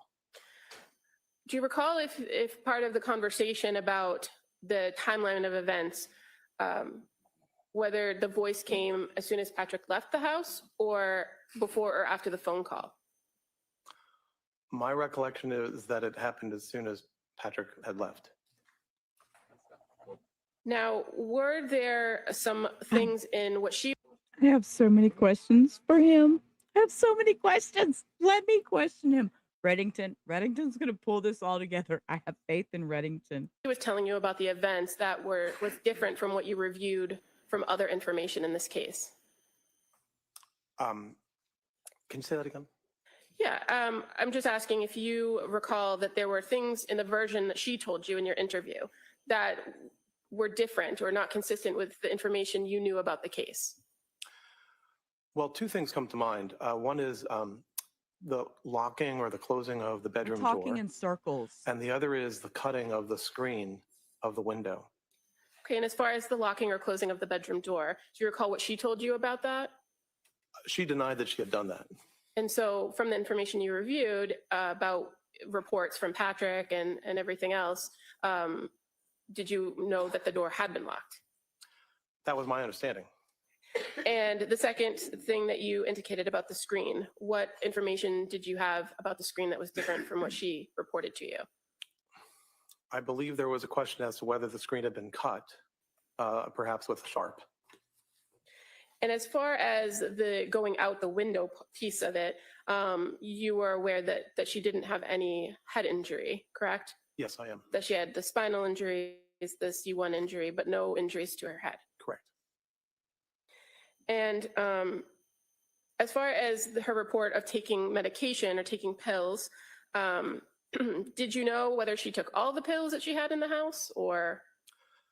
Well, I'm not sure about the house. She described all the pills in her bedroom. And were you aware that there were other pill bottles located in other parts of the house? I'm not sure I knew that. How about the phone call? She indicated that at the time of the phone call, she believed she had the baby in her hand and she was doing something like taking food out of the fridge or getting food ready for the kids. Do you recall that? Yes. And were you aware, do you recall seeing crime scene photos that show that the kids' bowls were in the living room? Yes. And that Patrick later reported that he had seen Dawson eating green beans and chicken nuggets before he left the house? Were you aware of that? So, Dr. Mack, based on your review of this case, were you able to come to an opinion to a degree of medical certainty about whether this defendant was suffering from a mental disease or defect on January 24th of 2023? Yes, I did. And what is that opinion? That, yes, she was suffering from a mental disease or defect, namely major depressive episode as a part of major depressive disorder. And as far as the substantial capacity to appreciate wrongfulness or criminality of conduct, were you able to come to an opinion to a reasonable degree of medical certainty about that? Yes. And what's your opinion regarding that? That she had retained that capacity. And what information do you rely upon to come to that conclusion? The first point is that this was a continuation. Her mental state at that time was a continuation of the mental state she had had for months. And it was a mental state that included the capacity to control her behavior and also to be able to conform her conduct to standards of law. So in that sense, first of all, there's not an indication to me that there was something that changed the overall capacity in that regard. Secondly, to the extent we are talking about the ability to conform her conduct to the law, one can analyze her actions and her behaviors and her thoughts on that day, or as close as possible, to the moments of the deaths. And that includes taking one of her children to a pediatrician that day, engaging in fun activities around the house that day, having engaged with one of her children's teachers the day before, having engaged in normal conversations with the restaurant that she ordered food from, 3V, and then also interactions with the pharmacy, CVS, where she was getting Miralax from. So in all these places, there was the ability to act normally. There doesn't seem to be any deviation from where she had been all along, which included this capacity. Furthermore, I would add that as a part of her interactions with the community or in driving, she had abided by law and abided by standards of the community at all those times. So there isn't necessarily, to me, any way in which that deviated that afternoon. So you're speaking about her ability to conform conduct, which is one of the things we're talking about here. But I want to go back to the appreciation for wrongfulness or criminality. As far as that goes, were you able to form an opinion about that? Yes, sorry about that. That's okay. So what's your opinion about her ability to substantially conform, or excuse me, her substantial capacity to appreciate the wrongfulness or criminality of her conduct? So I again would go to thinking about what had been her state of mind for at least the month prior, the several months prior. And in all that time, there wasn't any feature that indicated that she didn't have that capacity. But furthermore, when there were moments when she thought about harming the children, when she had the thoughts about that, she was aware in those moments beforehand that that was wrong or against the law and that she could be punished for such an act. Did you see how he had to say, and against the law? Sir. You're referring to the December conversation with her husband and her mom? Yes, and her thoughts about the idea that if anyone knew what I was thinking, the children might be taken away from me. And also, did the fact that she hadn't had any significant medication changes during that time period, does that also inform your opinion about that? Well, Georgia is the goat. that aligns with what I was saying before about how, while depressed, her mental state was relatively stable. It was perhaps improving. I'm not sure about that, but it was stable. There. He's not sure about it. That answer is stricken. All right. So the fact that she hadn't undergone any more significant medical or medication changes, I should say, did that signify to you that she had been in the same kind of state she had in the months before? Yes. Now, what about the interaction with Dr. Tufts on January 23rd? Did anything about that suggest that there were any concerns or distress that would have changed her ability to appreciate wrongfulness of her conduct? No. In that interaction, she displayed normal thinking and the ability to think ahead and to navigate the world. And what about the statement that she referred to when she was killing the kids, the go to God? Does that inform your opinion? It does. And why? My understanding is that the sentiment go to God is a way of bestowing or thinking about the children as innocents and as ones who hadn't done wrong, while what she was doing was the opposite, was wrong, or could be construed as wrong. And so go to God not only was a hope for the children, but also a description of the situation. Okay. And what about the report from her that the voice was telling her, this is your last chance? Is that significant to identify whether she would have had some knowledge or known that it was something that was wrong? Well, to the extent that it was seen as her last chance, yes, because there was an awareness that it was something that would be disallowed by their father. And as far as after the incident, when she woke up at the Brigham and Women Hospital, you're aware that she reported to the staff there that she was horrified, correct? Yes. And so the fact that she immediately afterwards identified that she was horrified, does that go to her capacity to appreciate the wrongfulness of her conduct? Yes. One can consider that her mental state, once she was removed from the dexmedetomidine, was similar to what it had been on January 24th. And in that regard, the feeling of horror, the feeling of shame that comes from being horrified indicates that she was aware that it had been the wrong thing to do. And then finally, just to go back to the substantial capacity to conform conduct, you've told us a little bit about that, about the fact that her condition hadn't really changed all that much. You outlined what she did that day. But is there anything else to consider based on everything that you reviewed that would indicate to you that she did maintain the substantial capacity to conform her conduct to the requirements of the law? I think that in the household, she was engaging in this activity methodically, which highlights to me that there was an ability to conform her behavior to expectations of living in a household. What do you mean methodically? As I understand the deaths, they were done methodically, and I think you asked me about that earlier, one by one, in a way that was organized and that was intended to achieve a particular goal. Similarly, her attempt at suicide was organized and thoughtful in a sense that it included as many possible methods as possible. And as far as the killings of the children methodically, did she report to you in any way that she was given direction by this voice on how to complete the act and what exactly to do? No, she did not. And what about the call with Patrick? Is there anything about that indicates that she maintained some control or the ability to control herself, where she did engage in a short conversation with him? Well, that aligns with what we were talking about before in terms of being aware that he would disapprove or disallow this, and yet she didn't say anything. She didn't say help, or she didn't say.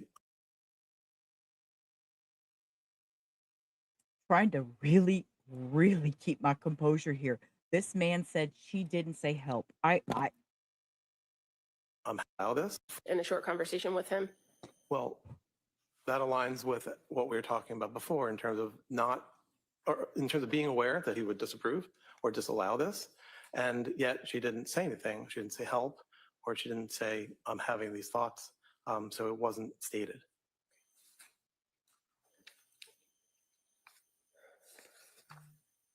So again, as far as your overall evaluation of this defendant, Lindsay Clancy, regarding the events of January 24th, 2023, what ultimately is your opinion to a degree of medical certainty regarding criminal responsibility?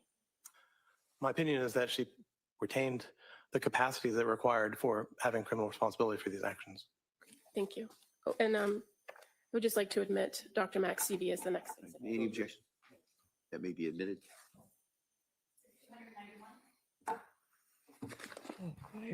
You know, I know, Southern, I am just, All right, Mr. Reddington?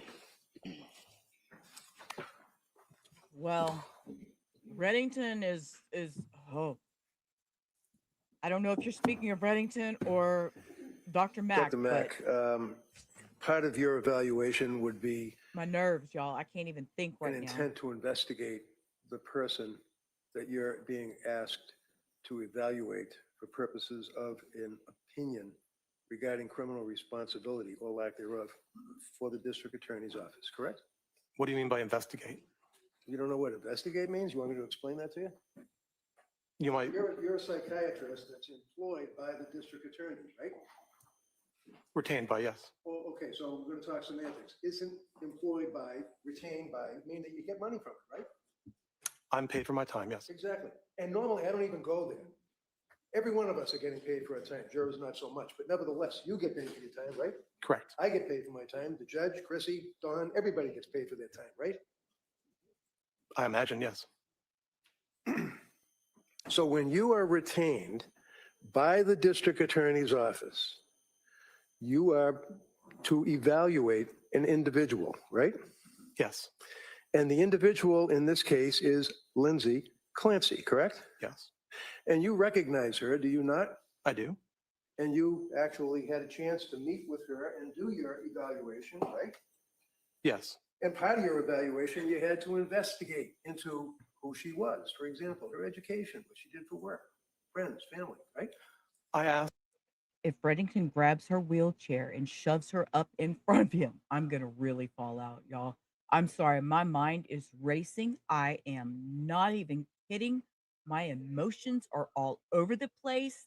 I am just going to sit here and be quiet right now because I am.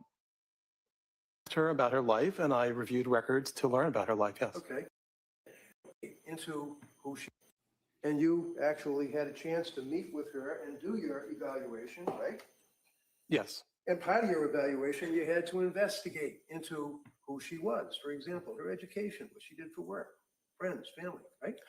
I asked her about her life, and I reviewed records to learn about her life, yes. Okay.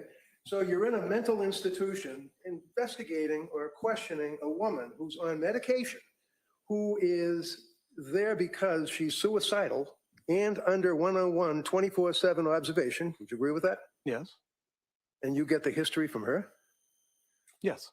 So did you talk to any collateral contacts? No. So how is it that you can tell this jury what her life story is? Did you get it from her? I got it from her What to did the she extent tell you that, about her well, I'm education? sorry, What did she tell what, you can you about say her- your, Never mind looking at the judge. What did she tell you about the education? Wait, listen. You look over there and listen to the question and answer the question. Can you say the question, Let him please? answer the question. Holy, she tell you holy about- I'm shit. Wait. I'm sorry. I'm trying to keep quiet, but what? Get it from her? I got it from her What to did the she extent tell you that, about her well, I'm education? sorry, What did she tell what, you can you about say her- your, Never mind looking at the judge. What did she tell you about the education? Wait, listen. You look over there and listen to the question and answer the question. Can you say the question, Let him please? answer the question. What did she tell you about? I'm sorry. Ask the question, My lip is What did she tell you? answer the quivering. question, and we'll go from there. What did she tell you about her education? She described her education in terms of being a hard worker through high school and college, and then going to nursing school. Okay, where'd you go to nursing school? I think the nursing school was through Partners Healthcare, I think at the MGH. And do you recall Bless you, what the Steve. nature of, I needed your distraction. Bless you, Steve, my favorite little troll that comes and sees me every day. I am so glad you're here. Thank you. I needed your little distraction. I hope you are having a wonderful evening. Okay, I rewound a second and I'm going to hit play again because I'm really trying to control myself. This is a Southern, we are on the state's rebuttal. This is Dr. Avram Mack. He's a forensic psychiatrist who the state brought in their rebuttal. And now Reddington is getting his turn. And he is going to eat him up for lunch.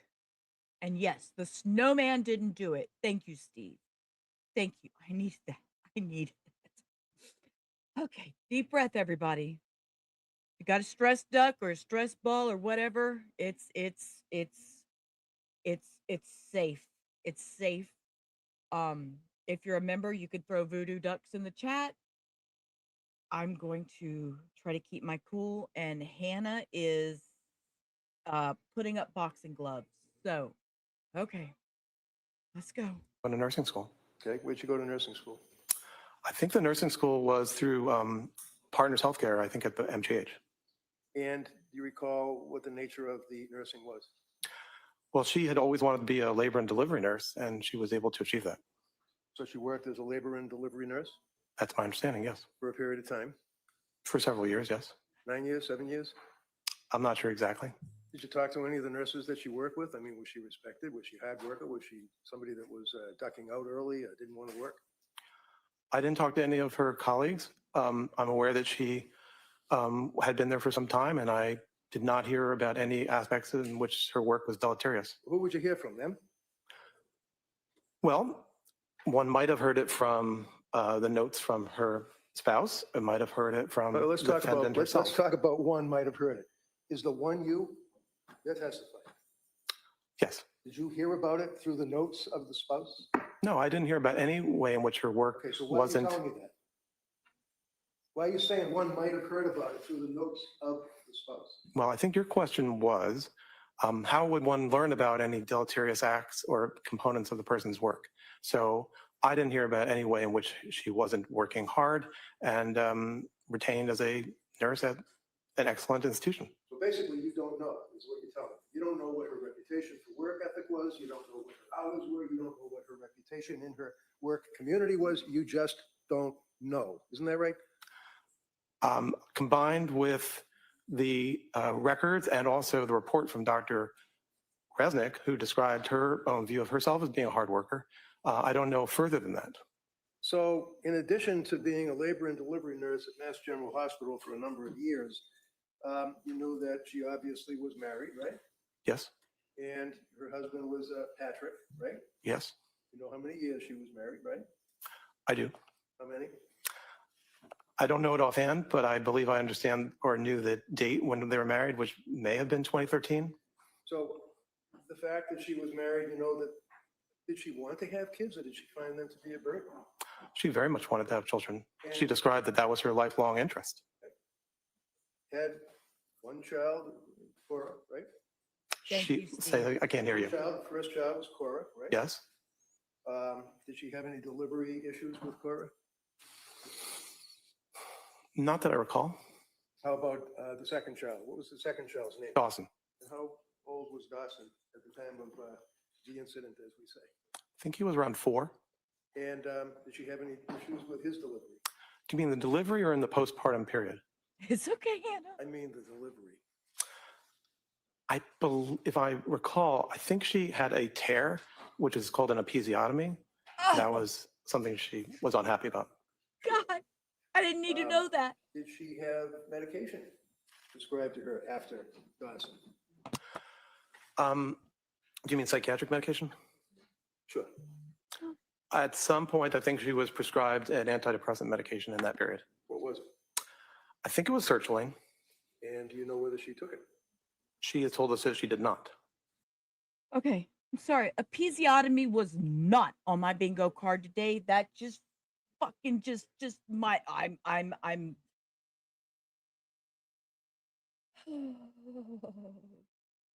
yeah, her job as a nurse is not why she's on trial. You're absolutely right, Susan. You're absolutely right.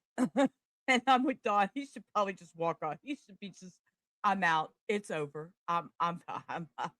Y'all, I'm having such a hard time keeping my cool with this.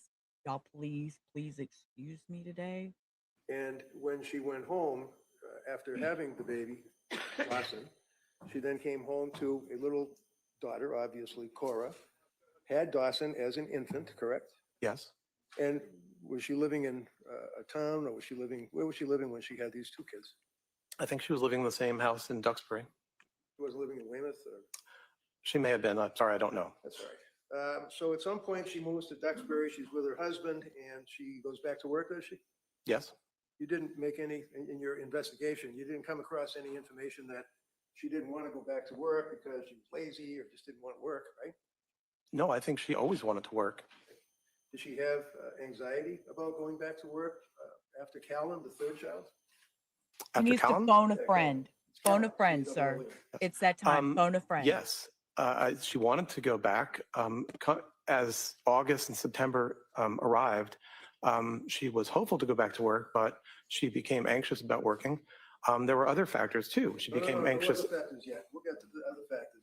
Hey, Why Big was she John. anxious about going back to work? I was about to say, Go ahead. she was anxious about the well-being and nurturance of her children as she went back to work. One being that the baby was not taking a bottle. Another, that in that span between the point that her husband went back to work and she was expected to go back to work, it was overwhelming to have 3 young children that she was caring for all by herself. As time went on, she was ambivalent about hiring somebody to help, hiring a nanny, and that was another area of anxiety. So there were several areas of anxiety, and as we've discussed earlier today, anxiety was something that she had Hey, you throughout know her what? life. I'm going to pull you in. Okay. Can I make a comment here? Sir, you're giving me anxiety. No shit, not gonna lie. You are giving me anxiety. Big John Nugget, good question right now, because I'm telling y'all all right now, this man is giving me anxiety. I need to take a deep breath. Okay, this is it. Anxiety. So there were several areas of anxiety, and as we've discussed earlier today, anxiety was something that she had Hey, you throughout know her what? life. I'm going to pull you in. Okay, this is it. Pull him in, because my knee is All right, shaking next- 90 miles an please hour. Ask the next question. So when you say that she had anxiety, and the anxiety was about having her youngest child, Callan, correct? Yes, She was anxious about going back to work, correct? yes. But you also, as you were waxing eloquently, indicated that she was having anxiety about having a nanny. Yes. What was she anxious about with the nanny? In my understanding, No, what is your understanding? Tell the jury what you investigated about her anxiety with the nanny. so through my evaluation, what I understood was that there was ambivalence about having a nanny, that is to say, having somebody who helped. There was some degree of wanting to be able to handle the children on her own. The other part of it is some ambivalence about other people other than herself, or perhaps her mother, caring for the children. Because I know that my evaluation discerned that she felt very positively about her ability Thank to you, take care of her Teresa. children, but also some ambivalence about other people taking care of the children. What time frame are we talking about? Summertime, fall? The end of summer, late August, early September. Isn't it true that in the summer, she and Patrick and the kids felt that they were on top of the world, having a great summer, right? Well, that's what she said. That's her quote. Okay. And then come the fall, towards the end of September, that's when she started to have symptoms of anxiety, right? Yes, Up to this point in your investigation, you have a young woman who was a nurse for a number of years. We assume from your investigation, a good reputation as a hard worker, right? I can't hear you. I'm sorry. Yeah, one of the things that you had mentioned is that she was, how about exercise? Did she like to do exercise? Yes, in the Yeah. past, So the exercise answer was is her. yes, right? Yes? Can you repeat the question? Sure, I can repeat the question. I ask you, sir, I'm objecting because he's interrupting the witness and not letting him answer The the question called for yes or no answer. All right. And so, go ahead. go ahead. The judge is over it. Do y'all hear the way he just reacted? The judge is over it. About exercise. Did she like to do exercise?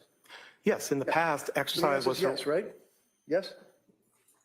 Can you repeat the question? Sure, I can repeat the question. I ask you, sir, I'm objecting because he's interrupting the witness and not letting him answer The the question called for a yes or no answer. All right? And so, go ahead.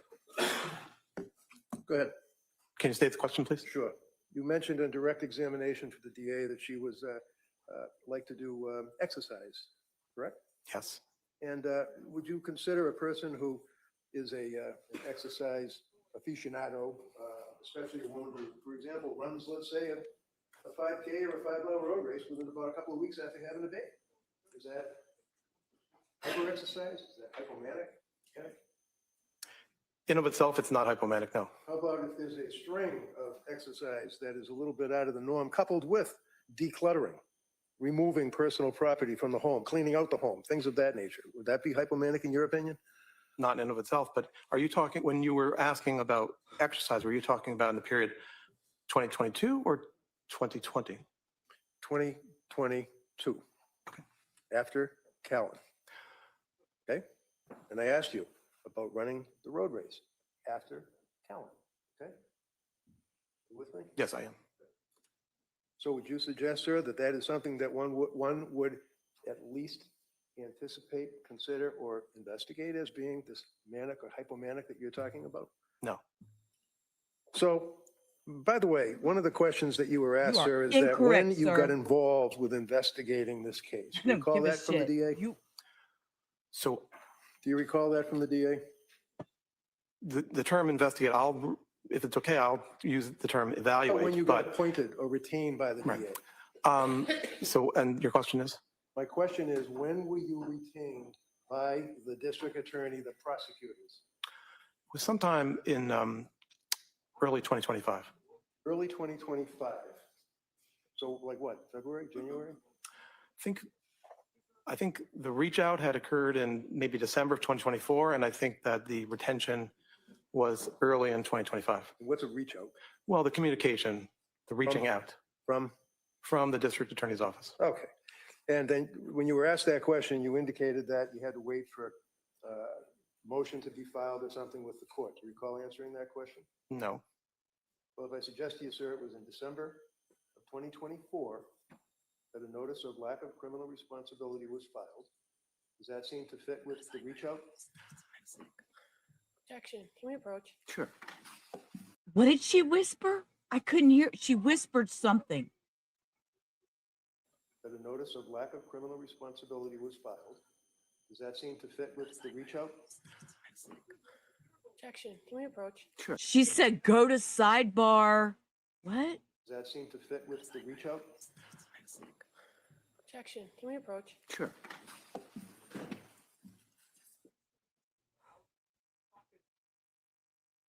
Okay.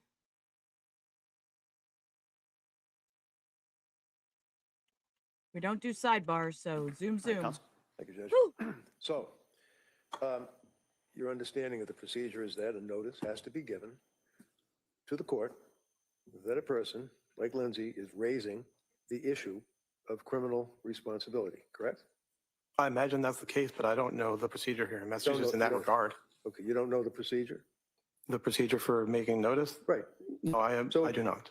If I tell you, sir, that the notice is filed in December of '24, when was it that you had the reach out?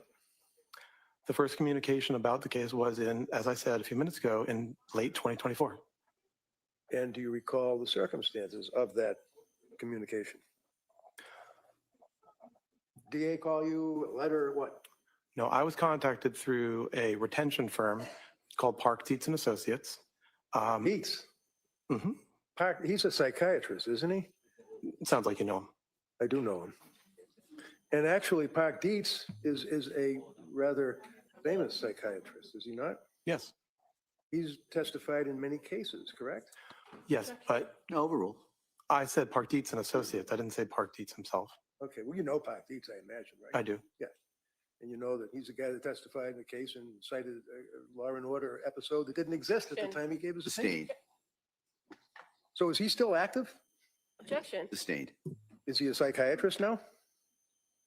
Yes, he's a psychiatrist. And on your letterhead, It says Park Dietz, D-I-E-T-Z, and Associates, forensic experts, right? I can't see what you're looking at, but that's what the Well, it letterhead says- basically it's not says. even math, right? I am. Okay, and this is your curriculum vitae, right? Why Yes. am I Big not letters up surprised above, at it all says this? Park Dietz and Associates, right? Yes. Now, how does that work? You get a call from this retention group, Park Dietz, and then you get assigned a case? When an attorney or a district attorney's office contacts them, they might think that it might be a case that I might want to be retained on. Okay, do they, to your knowledge, try to get someone that's familiar with that particular topic, or just anybody that has a random psychiatry degree? Well, there are only certain people that they think of or consider, people that Dr. Dietz has thought of in terms of having a robust career and You have a background. robust career? I've been active as a teacher and as a clinician over about 20 years, and I've been a full professor at Penn and Jefferson and Georgetown. So that's in your curriculum vitae, correct? The 3 professor level appointments? All of your stuff, the things you wrote, things that you're interested in, your fellowships, professorships, all that, right? Yes. Okay. And that's introduced into evidence by the DA, right? Yes. So the jury's going to have it to look at, right? Okay. I didn't know Let's that. just take a look at it now. Is it your understanding that when you are, and I mean you individually, not Park Dietz Associates, requested to look at and investigate into the lack of criminal responsibility of a individual charged with a crime, that you got to try to be independent? Being independent is the The expectation. answer yes, you try to be independent? Yes, I do. Okay. Is it appropriate for you to evaluate an individual with another Park Dietz associate guy? You're referring to Dr. Hobron? I am referring to Dr. Halbert. He's another one of the DA's witnesses in this case, right? Correct. And you know Halbert, right? I had not met him until we jointly went to do the evaluation this April. Jointly went to do the evaluation. Yes. What did you do? Both ride in the same car over to Tewksbury to talk to her? No. Did you have separate cars? We did. And then you met up beforehand and you went in to meet We are down to separate cars, y'all. I'm woosah, woosah. with Lindsay? Yes. I Both think of you that was. together? Both of you together? Yes. So you work under the umbrella of Park Dietz and Associates. Heilbrunn, who's going to be testifying Monday for the government, works under the umbrella of Park Dietz and Associates, and the both of you interviewed her at the same time, is what you're telling this jury? Yes. In your opinion, is Are that you- appropriate, sir? Yes. Did you talk to Kirk about your opinion? We have talked about each other's opinion. We have different opinions as far as I understand it. Did you talk to him about his report? No, No? I have not talked to him about his Have you report. talked to him about testifying here today? Not in terms of content. What does No. that mean? The other day he called me and said, what day are you going up to Boston? Okay. And Skipping up to Boston, did you tell him? no, I wasn't sure what day I was going up to Boston. Okay. Did you review his report? I have reviewed his report. All right. And has he reviewed your report? I don't know. I assume so, but I don't know. Now, looking at your CV, you indicate that you're educated at Cornell, you got your medical degree, you had some fellowships. Do you have any particular interest in your practice, sir? Yes. And you have licensure in Delaware, right? Yes. Pennsylvania, Yes. District of Columbia? Not at the moment. Says 2005 to the present, but not anymore. Well, I'm not sure what date that CV is, but I allowed my DC license to Okay. not be renewed. Maryland, Same, I let it not be renewed. New York, I actually renewed that recently. Massachusetts, No, I haven't had that since I left here. South Carolina, I haven't renewed that in many years. Connecticut, Same, Virginia. same. So what does that mean, that you have licensure? Does that mean you can be a psychiatrist in these states as long as it's active, or what does that mean? Licensure means that one can act as a physician when your licensure is in effect, yes. Okay. And as far as professional and scientific societies, you belong to the American Academy of Child and Adolescent Psychiatry, right? Yes. You belong to the American Academy of Juvenile and Family Court Judges, is that correct? I don't belong to that group at the moment. Well, did you? Is that on your resume? Yes, there was a moment when I was the representative from the American Academy of Child and Adolescent Psychiatry and the American Psychiatric Association and also the American Academy of Psychiatry and Law, of all three, to the National Council of Juvenile and Family Court Judges. So at that point, I was a member of the Okay. National You're Council. welcome. So I asked you Thank about your you. interests or focus as a doctor. Would you agree, sir, that one of the things you put down is that you were involved in ad hoc reviewerships in the Journal of American Academy of Child and Adolescent Psychiatry, right? It does say that, yes. And then American Journal of Addictions, Yes, Pediatric Quality and Safety. yes. That's dealing with little kids, right? Pediatrics. Well, at the Children's Hospital of Philadelphia, we see patients up to 24. Okay. At Nemours, I believe up to 21. So you also express interest in child psychiatry. This comes under academic responsibilities. Child psychiatry, right? Yes, You have been involved in the doctoring course for first-year medical students. Steve, you're my favorite role that comes in here. I adore you. I need your laughs and smiles for comedy and then chaos every once in a while because this gets so overwhelming at some times that the smile that you can give me to distract is appreciated. Just don't go too wild, sir. Right? yes, Supervision of adult psychiatry residents, right? yes, Clinical evaluation, Department of Psychiatry, dealing with children and adolescents, right? I'm not sure that last one that you read, but Number 8 on no, but what does it say in its entirety? ongoing clinical education of PGY3 residents, Department of Psychiatry, Georgetown University Hospital, Institute for Children and Adolescents. Do you mean Regional Institute for Children and Adolescents? Resume, I don't know what it means. I'm just wanting to make sure I'm responding to your question. Do you have it with you? I mean, you can look The at it. Regional Institute for Children and Adolescents was a residential center in outside the Beltway where I served for 3 years. Okay, the focus nevertheless is on children and adolescents, right? Not at that time. What you mean when I was at Georgetown? I'm just looking at your resume. Okay. How about lecture of patient safety and quality improvement in child and adolescent mental health? That something that you were involved with as a lecturer, sir? Yes, about Okay. patient safety and quality. Yes. Answer is yes. Yes. Just make it quick. You were a lecturer on a morass returns, adolescent cannabis, devil's lettuce, and other hallucinogen use, dealing with what, pediatrics, kids? He just said devil's lettuce again. Reddington, stop saying devil. He's probably reading whatever that book or whatever the thing. Stop saying. I'm gonna have quotes of just devil's lettuce, y'all. I'm gonna have. That's gonna be one of a little short of devil's lettuce. Every time I grab my vape, I'm gonna have to pop up a devil's lettuce on the screen.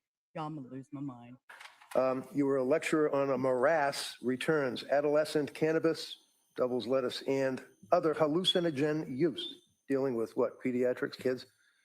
Yes. Okay.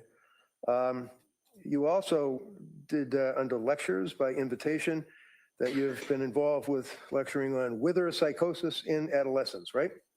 That was the title of a paper I gave. Yes. So the answer is yes, right? The answer is I gave that paper. Yes. Okay. Adolescents accused of murder or manslaughter, right? Yes. Okay. Wither psychosis, adolescent killers, a couple of years later, again, maybe an update, right? Right. Divorce for the clinician, right? Right. Divorce legal process in medical, social, and psychiatric sequelae, right? Right. Killer adolescents, drug school in the courts, right? Right. Jumping ahead, 2014, for example, you had the morass returns, adolescent cannabis and other hallucinogens, right? I 2014. imagine, yes. I don't know exactly which one you're looking at, but He that's has the title of the something lecture on that I him. was giving. Childhood development. He has some. Reddington has something on Mac, and something is gonna come out. I feel it. Wait, y'all. Wait. Let's grab the crystal duck. We're gonna grab the crystal duck. We don't have a crystal ball, but we're gonna look into the crystal duck because I've lost my fucking mind in this trial. He has something, and something's fixing to come out. before this day is over, I have a feeling. Development and psychopathology, right? Is an interest, right? It is an interest, yes. Childhood development, again, in psychopathology, lecture to the United States Department of Justice, right? Yes, Lecturing to the United States Department of Justice, Department of Immigration, right? yes. Cognitive bias think tank is another one of the lectures that you gave. Is that correct? Well, it was a committee or a task force that I co-led about Okay. the prospect of diagnostic error when people have cognitive biases. And what's a cognitive bias? Just curious. So when you think about diagnoses, there's always a possibility that an individual is sort of guided to one diagnosis or another based on various forms of preconceptions or biases. So a major part of this concept of patient safety is to prevent misdiagnosis. And there are a lot of techniques that are used in medicine and in this case in pediatric hospitals and also in psychiatry to try to make sure that the users or the diagnosticians' biases don't creep in to make the wrong diagnosis. Research publications, sir, dealing with neuropsychiatric systemic lupus, erythematosus age, and the neurodevelopment model. That's one of your research publications, right? Yes. Dealing with psychiatric classification from the ancients to DSM-4, Psychiatric Clinics of North America, right? Yes. Alcohol abuse is another research that you did. I've written or edited several textbooks on substance use Right. disorders. Yes. Okay. So in addition to child and adolescent aspects of psychiatry, you're also interested in focusing in on alcohol abuse, substance-related disorders, alcohol abuse disorders, addictive disorders, treatment of addictive disorders, right? Those are some of the areas of interest, yes. Novel risk factors for central line associated bloodstream infections in critically ill children, right? Yes. And it goes on and on with a lot of your focuses on children, minors, probate court, correct? I don't know about probate court, but Well, you've had occasion to do evaluations for probate court, haven't you? you'd have to remind me, there was Okay, a never mind period when probate I court. was the physician leader of the state of Maryland's Office of Forensic Services. Right. So That's what you said on direct, so that's why I'm asking you. But how about the new tools in the toolbox? Proactive prevention of CLABS, 1, in patients with behavioral health and concerns. What does that mean? well, CLABSI, central line associated bloodstream infections, are something that is a major concern of all hospitals around the country, and preventing them from happening is not only the work of cleaning the apparatus that touches patients, but also we learned that when patients have psychiatric problems, they actually are at a greater risk of developing a central line associated bloodstream infection, which is Do you remember wasn't it a thick resume that didn't she give his resume at the end of his thing? No, that was the other doctor. I'm getting them confused. It's been a long day. a significant complication of being in the hospital. So I started that work when I was at Georgetown, when I was an adult, mainly focused on adults, and carried it on when I Oh, was wait, mainly focused on adults, considering everything that he just read off was kids. But go ahead, sir. Go ahead. at Children's Hospital Philadelphia and at Nemours in terms of the pediatric risks for CLABSI. Okay. How about clinical manual of adolescent substance abuse disorder? That's another one of your chapters, right? I don't think I wrote a book about adolescent substance use. Number 29, MAC AA, Clinical Manual of Adolescent Substance Abuse Treatment, Journal of Psychiatric Practice. Yeah, that was a chapter, not a book, but yes. Okay, but nevertheless, your focus and your interest is on adolescents that like to smoke weed and drink, right? No. Okay. Would you agree? Oh, wait, let me rewind that because it just happened. I knew that was going to happen. Oh, that was a good one. Look at that face. Look at that face where it paused. Sorry, I'm a bitch today. Okay. I was at Children's Hospital Philadelphia and at Nemours in terms of the pediatric risks for CLABSI. Okay. How about Clinical Manual of Adolescent Substance Abuse Disorder?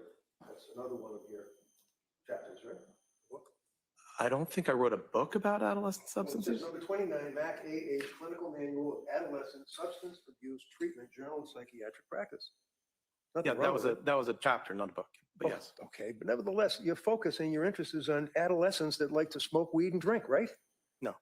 Okay. Would you agree, sir, that you were interested in the American Psychiatric Press textbook you wrote for substance abuse treatment, right? Yes. All right. And think like a psychiatrist, but always a doctor, be a I'm not abusing my babe. I promise y'all. This is not babe abuse. doctor, think like a psychiatrist, but always a doctor, be a doctor, drugstore, perils, drugs, alcohol, bloodstream infections, and children's hospital, focusing on that, right? Where in here does it say that you ever came within breathing distance of a pregnant woman and your practice and your interest in your writings? So I remember being at the Brigham as a resident and How long ago was going that? to, how long ago was that? Yeah, give us a year. Well, you asked me when. Yeah, so I'm that's starting. when? That was the memory I have for that particular situation was 2001. 2001, so 25 years ago. Right. What And did so you do? since then, I went to the Medical University of South Carolina, and then I went to Georgetown, and all that period up until 2015, I was doing general psychiatry work with areas of focus in peds or in addictions, but also with forensics as an area. I see myself as somebody who's generalist who happens to have a couple of areas of focus. In 2015, I did move from that generalist model to, when I left Georgetown, I moved to the Children's Hospital of Philadelphia and the University of Pennsylvania. And in those years, since then, I've been working in pediatric hospitals, where at CHOP, Children's Hospital of Philadelphia, the age is up to 24, and at Nemours, it's up to 21. So that is the overall area of adult and child psychiatry that I've been working in. Throughout the years at Georgetown, Okay, I would like to answer because I have more to tell you. Let him finish the answer. Go ahead. So at Georgetown, certainly that was all adult, and Georgetown has its own labor and delivery unit. And so that was plenty of engagement with women who were pregnant or who had just given birth.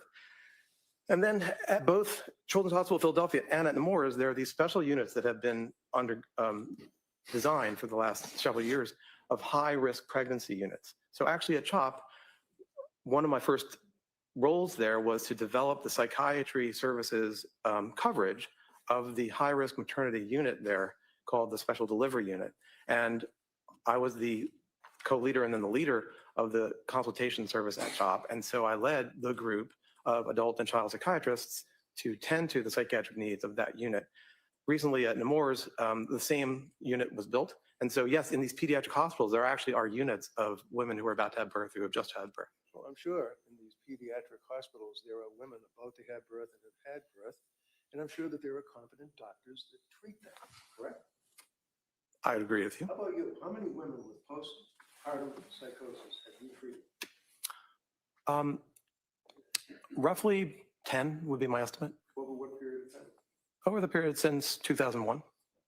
And when you would treat these women, would Your- you Lettuce, involved in, for typo, example, lettuce, testing them for their lettuce. I mental seen your health? typo too. Well, usually the teaching has been that what was called postpartum psychosis is actually a form of bipolar disorder. So what is important is to say, let's do a full evaluation of the individual's symptoms and signs, and then treat them and engage in treatment. And usually that's going to be a form of bipolar disorder treatment. That's the teaching that is the general perspective. So with your wealth of knowledge on women that are pregnant and suffering from postpartum psychosis, do you know whether or not Wealth Lindsay of was ever knowledge. diagnosed with postpartum depression? I believe that the various notes from the clinicians over the year of 2022 to 2023 utilize the term unspecified mood disorder. Right. How about postpartum depression? I don't think that appellation was used. Okay. So was she ever administered what is it, EPDS? You mean the Edinburgh? Yeah, was she ever administered that? I don't know if she was or wasn't. I don't remember. Isn't that something you're in here testifying about this case? Wouldn't that be important to know that she was almost off the chart on the Edinburgh scale for postnatal depression? Well, I have said that she had depression. Well, postnatal depression for a woman who's pregnant or had a baby recently is a heck of a lot different than some guy who's just depressed about his job, right? I don't understand your question. Well, do you know what her Let me- readings? Let him clear that up for you. That was a good freaking question, Red. Say it again. Depression? Well, I have said that she had depression. Well, postnatal depression for a woman who's pregnant Hold or on. had a baby recently is a heck of a lot different than some guy who's just depressed about his job, right? I don't understand your question. Well, do you know what her readings were on the Edinburgh test? Not to my memory at the moment, no. Why not? You read the medical records, didn't you? I mean, if you would like to show me, I'd No, I be don't want happy to show you review it. anything. I'm asking you as a testifying witness for this jury, did you look at her medical records? I did. And the medical records pertain to her being a person that just had a baby, right? I'm not sure that which records you're talking about, but Talking when about- can I finish? Talking Can I about finish? Can I? I'm not going to finish. 2022, obviously, because we already talked about the summer, she was fine. When did she see Tufts? She started to see Dr. Tufts in 2022. When? I believe it was, well, she went to Dr. Tufts in September, and it was in October that she started taking the medication that Dr. Tufts had prescribed. Okay, and that was for what? You mean which medication or what was the purpose? Medication, Sertraline, and otherwise known as, Zoloft. and she took it after a while, is that correct? Is that what you said? A few weeks, yes. And the reason she didn't take it was what? Time, as my evaluation. Hold on for a Hold on, second. hold on a second, Doc. I agree with you. Hold on, somebody's coughing. All right. It's the court reporter. Look, and Red got her a water. He's Want so me to re-ask kind. that question? I'm okay. Okay. So over time, Ms. Clancy has avoided taking medications, She's what? avoided taking medications. Says who? The description she gave me, She told you that? my awareness from my evaluation is that she resists taking medications. And for example, No. Tell me what you mean by she resists taking medication. there are individuals in this world who do not want to take medications, and I think she described that she is one of them. So you know she saw Dr. Tufts because she apparently was anxious, right? Yes. Prior to that, other than having anxiety about public speaking as a nurse in nursing school, and after she had one of her children, she didn't have any psychiatric history of medications, right? She had not taken medications, but she had had a lifelong degree of anxiety. It hadn't been at the level of disorder, but she had Lifelong. yes. Okay, how about grammar school, high Lifelong. school, college? Did she have difficulty that she was anxious? So what I was saying is that anxiety can drive people, but she had a lot of anxiety and she was hardworking, and the anxiety helped her to be hardworking. But when it comes to medications, Okay, hold on. Wait. Sorry, this man just, take it down a notch. This man just said anxiety made her hard working. Is that what this man just said? I swear to God, that's what this man just said. I may rewound a little too far. Did she have difficulty that she was anxious? so what I was saying is that anxiety can drive people, but she had a lot of anxiety and she was hardworking, and the anxiety helped her to be hardworking. But when it comes to medications, Okay, hold on. Mr. Reddington, you got, go ahead, Doctor, finish the question. but when it comes to medications, she described that she didn't want to take medications. And an example was the time that after the birth of her second child, that sertraline had been prescribed, but she chose to get through her anxiety and depression by exercising. And that is something that people do. But it also highlights that in this case, she didn't want to be taking medications. And I think that we also understand that in the fall of 2022. All right. At this point, I'm going to stop. Next question. My question was, you said that she had a lifelong resistance to taking medication. That's what you said, right? Yes. Yes? Okay. Yes. Then I asked you, grammar school, high school, college, did she have any records, any witnesses, any documents that she had a resistance to taking medication? Only your description to me. She didn't tell you that she was resistant to medication in grammar school and high school and college? What are you making this up? Objection. Yeah, sustain. Next She question. didn't tell you that. I understand her to have told me that generally she did not want to be taking medications. She didn't necessarily specify in grammar school, but that is her No basic. college. Yes, I think that her description was as a adolescent and as a young adult, she was not interested in taking medications. You really have that written down somewhere? Where did he get that from? Where did he, who told him that? Who told him that? Where did he get that? I need to know. I mean, if you're going to put this out as a fact, I need to know where you got that from. And I just heard Reddington say, do you have that written down somewhere? Yeah, let's just go back 10 seconds. Go ahead, try that again. Yes, I think that her description was as a adolescent and as a young adult, she was Not interested in taking medications. You really have that written down somewhere? I'm happy to be proven wrong, but I believe that that's what I understand So to be. you believe that's what it is, you don't know whether you have it written down somewhere, right? Can I refer to my Read the report? whole report, I don't care. Because it's not there.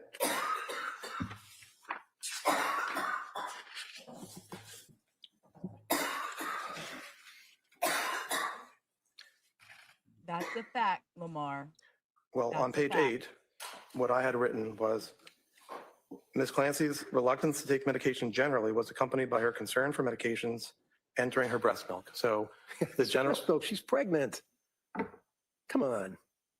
That's the only time that she indicates that she did not want to take, except for benzos, medication because she was breastfeeding, right? I don't agree. I'm happy to be proven wrong, but my understanding is that she described that she generally did not want to take medication, All right. benzodiazepines included. Let's not guess, all right? Let's look at Dr. Mack's report, okay? Medication history during the, Yeah, she did. She admitted she did it. So she's guilty of the act. It's just choosing whether she is criminally negligent or mentally not negligent. So that's all that this is. We're not debating whether or not she's guilty. She did the act.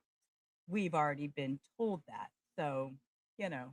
period before January 24, 23, she was taking several medications, and that would be Tufts and Gelada and all the rest of them, right? And that's up for a Okay. jury to decide. Is that right? I didn't exactly hear your question. I'm sorry. Can you repeat it? You said in your report, defendant was taking several medications that had been prescribed for her, right? In the fall and December of 2022, yes. So it's real easy. It's Tufts and Gelada that were prescribing these meds, right? They were among the prescribers, yes. All right. And her reluctance to take medication was accompanied by her concern for medications entering her what? I believe it says breast milk. Breast milk. Okay. So other than her concerns as a mother about her breast milk and having these drugs get into an infant's body, when else did she tell you that she was resistant, as you just told this jury, to taking medication? Like she's somebody who doesn't want to take the medication, doesn't care to take the medication. Where is it? Overruled. Well, I didn't say that she didn't care. Okay, how about she was resistant? My recollection, and I'm happy to, if you would like me to spend time finding it. Prove I'd you're be wrong, happy I to. know. What? Prove you wrong. It's not in your report though, is it? Okay. Okay, we'll leave it at that. Now, you had mentioned, sir, I believe that the DSM is something that you all use in your diagnoses of people, right? Yes. And one of the things that you are here to testify about would be postpartum issues, postpartum psychosis, postpartum depression, right? Are you referring to postpartum psychosis, the disorder, the proposed disorder, or as a symptom? Well, when you come in here as an expert, hired by the DA to tell this jury that this woman was not suffering from postpartum psychosis, and you in your testimony refer to the fact that you use the DSM to guide you, if that's the right word, in your diagnoses, would you agree with me that that's a fair statement? That the DSM is the standard for making diagnoses? Yes. Right. It's not a very good standard, though, is it? Well, it is the standard. It is the standard. How about, are there other standards, sir, that, like, for example, World Health Organization, International Disease Control, IDC, have you ever heard of them? Yes. Okay. Does the IDC, what does that stand for? The ICD, What does that stand for? the International Classification of Disease. Does that classify postpartum psychosis? I think it actually does not. Does it classify, you think, are you sure? My recollection is that it does not. Okay. How about postpartum depression? Does the international category indicate that? I'm not sure. We in the United States. No. use the I'm asking DSM. about the other, the ICD or whatever it is. I don't know. Okay, that's good enough. This here is what you're talking about, the DSM though, right? 5 TR, text revision, right? Yes. And you're talking about the fact that at some point in DSM 6, there it appears as though postpartum depression, postpartum psychosis will be added into the DSM 6. Is that correct? Who said that? I'm asking you if, Oh, hold up, sweetheart. Hey, sunshine. You know, I've been ignoring most of your comments, but it's not postpartum depression, it's postpartum psychosis. You need to educate yourself, honey, and then maybe you can have a better conversation. So, That's what you mean when you told the jury about it possibly being put into the next edition. you're right, Steve. There is a syndrome that's been proposed called postpartum psychosis. So I would differentiate that from the idea that the person of psychosis in a postpartum period. The proposed syndrome of postpartum psychosis has not been included, and I am not aware that it is going to be included, although I understand there are calls for that. Right, right. Let me remind you. Yeah, he said postpartum because postpartum psychosis is not listed in the DSM-5-TR. So yeah, baby, you need to go get some education. I'm gonna give you a little time out to go think. Thank you for being here, though. Hey, Christy, how are you? Okay, I'm gonna back this up a little bit because of I our don't little from the idea distraction that of the person of somebody psychosis in a misunderstanding the postpartum difference. period. The proposed syndrome of postpartum psychosis has not been included, and I am not aware that it is going to be included, although I understand there are calls for that. I would also say actually the movement for DSM-6 is not necessarily active at this point, but I would highlight again, because I wrote my college history thesis on the history of the DSMs. What was it, DSM 1, 2, 3 back then? Well, there's been a classification made by the American Medical Thank you, Association Cindy. going back to the end of the 19th century. DSM-1 was in 1952, DSM-2 was in 1968, Y'all DSM-3 know was I'm in too honest. 1980. The major change in 1980 was to fall in, as I discussed earlier, the descriptive model for diagnoses.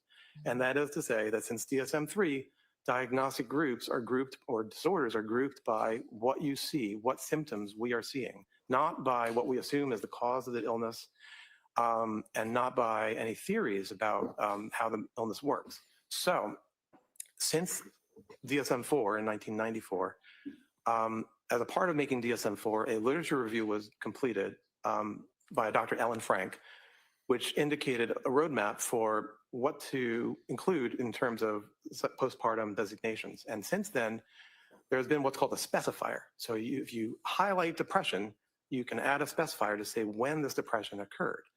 The limit is that it's a 4-week limit. So under the rules of DSM, after 4 weeks, you wouldn't necessarily, well, you wouldn't call it postpartum. Postpartum psychosis, and here I'm referring mainly to literature, including a review in biological psychiatry in the last 12 months, is a proposal that there is a type of bipolar disorder called postpartum psychosis, where you can have mania or bipolar attributes, you can have depression, you can have delirium. And so when you think about the rules and the guidelines that have been in place since 1980 for revisions of the DSM, they look for, can this category be sufficiently separated from other categories? And does it help treatment? And over time, even though there have been calls, well, there have been hundreds of diagnoses that have been proposed or requested to be in the DSMs, very few new diagnoses get inserted. And right now, that is the situation for the syndrome called postpartum psychosis, that it is not something that has been approved. And I know there are people who are calling for it, but in the current time. Okay, Okay. Next question. Okay. please. Thank you. Are you aware, sir, that postpartum psychosis and postpartum depression are pretty much virtually not even mentioned in your DSM-5 TR? I wouldn't agree with that. I was about to say. So you would not agree with it, right? I was about to get to that. Sure you were, but you would not agree with it, right? Is that correct? I don't have a basis to say that. Okay, so looking at, and this is 1,050 pages of people putting together like a cookbook, fair to say, right? No, I wouldn't call it a cookbook. No? Would you agree, sir, that postpartum is referred to, page 147, in sex and gender-related diagnostic issues? Would you agree with that, sir? Is that Sir, the yeah. introductory chapter? This is the chapter, sir, that is pertinent to bipolar disorder. You're familiar with it. I'm Okay, so sure. it's the bipolar chapter. And referencing 147, sex and gender-related diagnostic issues. You're familiar with that, I imagine, right? That's a subset. I mean, that's a portion of the chapter, I imagine, that describes. Right, it's a paragraph. issues. Okay. It's a paragraph. out of 1,000 pages. It's a paragraph. What's your question? Women may be more likely to experience rapid cycling and mixed states and to have patterns of comorbidity that differ from those of men, including higher rates of lifetime Comorbidity. eating disorders. Come on. This is what they talk about with postpartum psychosis and postpartum depression, eating disorders, and the difference between women and men? Is that your question? I'm not sure I understand your How question. you answer it, yeah. What's your question? Postpartum disorders, sir, the difference between women and men, and they make reference to eating disorders? Well, I think the section header, if you don't mind reading it again, was aspects about gender. And so in that section, I imagine they're describing it. I didn't write the DSM, No, so no. I'm not here to represent it. Okay, I can just tell you about it. all right. Okay, right here, sex and gender-related diagnostic issues, right? Would you agree that's under the bipolar and related disorder section? Yeah. The DSM, okay. Page 147 talks about women more likely to experience rapid cycling and mixed states and have patterns of comorbidity that differ from those of men, including higher rates of lifetime eating disorders. Mac is Read that not right? even paying attention. That's all right. Yeah, okay. Yep. Here, let me put my glasses on and look. Paragraph that women with bipolar 1 or 2 disorder are more likely to experience depressive symptoms than are men. I read that right? That they, meaning women, apparently have a higher lifetime risk of alcohol use disorder than men. Really? Did I read that right? Yes. And that they also, and much greater likelihood of alcohol misuse disorder than women in the general population. Some women with bipolar disorder experience exacerbation of mood symptoms during their premenstrual time period. Right? It says that, yeah. Yeah. Okay. Premenstrual period was not on my bingo card either. La la la la la la la la la. And that this has been associated with a worse course of illness. Many women with bipolar disorder also report severe emotional disturbances during perimenopause when estrogen levels are decreasing. Did I read that right? Sorry. Right, because It does say that. yeah. okay. And that there does not appear to be an increased risk of mood episodes in pregnant women with bipolar disorder, except for those who discontinue medications for pregnancy, right? Is that what it says that in the It does, DSM? yes, Right. it does. So what does that tell you, in 25 words or less, sir, when that sentence where it talks about there does not appear to be an increased risk of mood episodes in pregnant women with bipolar disorder, except for those who discontinue medication for pregnancy? What does that mean? What it means is when thinking about women who have bipolar. Explain this. Explain this. Explain that. I need to. I'm gonna let him repeat that, and I want to hear him explain it. I thank you, Cindy, for dropping those links. I Big John Nugget. I have questions. I don't know. I don't know. Right, because It does say that. okay. And that there does not appear to be an increased risk of mood episodes in pregnant women with bipolar disorder, except for those who discontinue medications for pregnancy, right? Is that what it says that in the It does, DSM? yes, Right. it does. So what does that tell you, in 25 words or less, sir, when that sentence where it talks about there does not appear to be an increased risk of mood episodes in pregnant women with bipolar disorder, except for those who discontinue medication for pregnancy? What does that mean? What it means is when thinking about women who have bipolar disorder who are pregnant, the risk of having either a manic episode or a hypomanic episode or a depressive episode generally stays stable compared to when the person is not pregnant, except in people who do not take medications for bipolar during the pregnancy. And then it goes on to read, the specifier with peripartum onset should be used for mood episodes that begin during pregnancy or within 4 weeks of delivery. Is that the 4-week cutoff that you're telling me about? That's the 4-week cutoff that's on that specifier, the peripartum specifier. When was this last amended? 1958? You're talking about the 4-week number? Yeah. He said That 1958. was created in DSM-4 in 1994. And how about the Wait, World she Health just whispered something again. She just whispered something again. Hold up.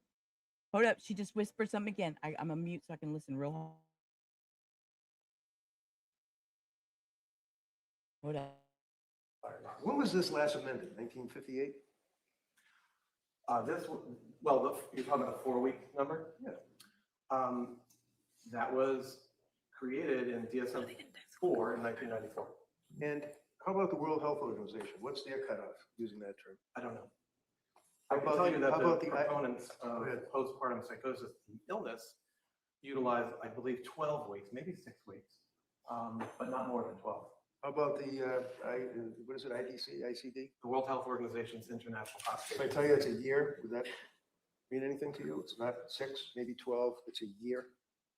Doesn't mean anything to me Yeah, does it mean anything to you? with regard to what? It's a year. You're talking about 4 weeks, but they're referring to a year. Well, Like, the you're- distinction between the ICD and the DSM is substantial. The DSM, All right. Mr. Reagan, why don't you ask a question? Thank you. So would you agree with me, sir, that the way that women are treated postpartum, after having babies, prior to having babies in Europe is a heck of a lot different than we treat women here, right? Objection. Sustained. So Okay, Reddington, I didn't expect you to go to Europe either today. Jesus, what is happening? Now we went to Europe. Okay. I need to hear Europe again, y'all. postpartum, after having babies, prior to having babies in Europe is a heck of a lot different than we treat women here, right? Objection. Sustained. So that paragraph that we just went through, we're talking about sex and gender-related diagnostic issues, right? yes, They mentioned the words postpartum, period. They mentioned, I don't mean period like the end of the sentence, I mean postpartum, period. They mentioned that, right? yes, And I read that correct. That's a paragraph, right? yes, And then out of the 1,050 pages, we can then go to another, page 156, sex and gender-related diagnostic issues. And it makes reference to the gender ratio for bipolar 1 disorder, right? okay, Would you agree that the gender ratio for bipolar 1 disorder is equal between women and men? yes, And does it then go on and say that bipolar 2 disorder are mixed, differing by type or sample? There is little or no evidence of bipolar gender difference in the general population. And some, but not all, clinical examples suggest that bipolar 2 disorder is more common in women than in men. Is that right? it may be. It As may I be was- because you want to look at it, or it may be because they might be wrong. Well, women have depression more than men, unfortunately. And so that is something that it gets reflected when it comes to bipolar type 2. So patterns of illness and comorbidity, however, differ by sex, with females being more likely than males to report hypomania. Does that sound right? It sounds right. And that women would have mixed depressive features and a rapid cycling course, correct? That sounds right. And childbirth may be a trigger for the hypomanic episode, which can occur in 10 to 20% of females. In non-clinical populations, most typically in the early postpartum period. That sound right to you? It sounds, I mean, you're reading it, so I agree. Yeah. Okay. Okay. And there's a big difference between DSM and WHO, right? I don't know the WHO's 12 months, what it refers to. When it comes to the proposed postpartum psychosis, one of the elements of the proposal is that it is particularly related to the physiologic changes that happen at the time of birth. And actually, one of the objections that that group has to the way that the DSM is written right now is that they would like it to be solely post-birth rather than one that encompasses pregnancy and birth, because it aligns with the theory that this type of disorder is related to those physiologic changes. So the timing of being closest to birth is instrumental in that proposal for postpartum psychosis, the disorder. When it's described as a disorder that occurs almost right away at the time of birth. And it is urgent. Who says that? Who? The literature on postpartum psychosis, whether it's What postpartum literature? psychosis. What literature? It's not in the Bible, right? Well, it's not in the Bible, but the reports by the people who are advocates, an expert consensus panel who are advocates for inclusion of the syndrome of postpartum psychosis. And they've been trying describe real it. hard. Let him finish. Well, he's just going to go on for another half No, hour. I'll He said he's gonna let. Oh, oh, y'all, we have Right. it.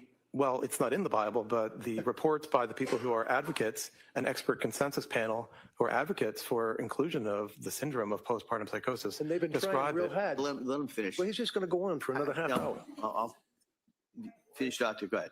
I don't have anything more. Okay. Sorry. All right, go ahead. Would you agree with me, sir, as it relates to this panel of people that you're talking about? These are the people that are trying to get postpartum psychosis, postpartum depression into the DSM-6, right?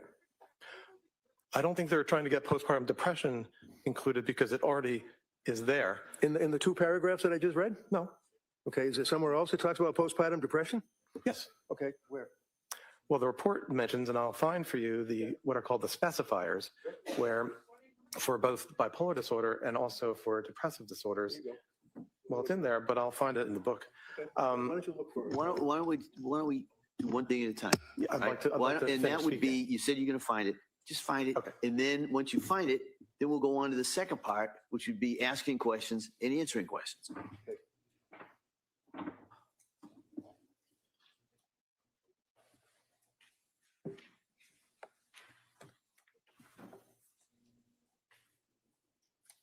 So right here on page 173, read it.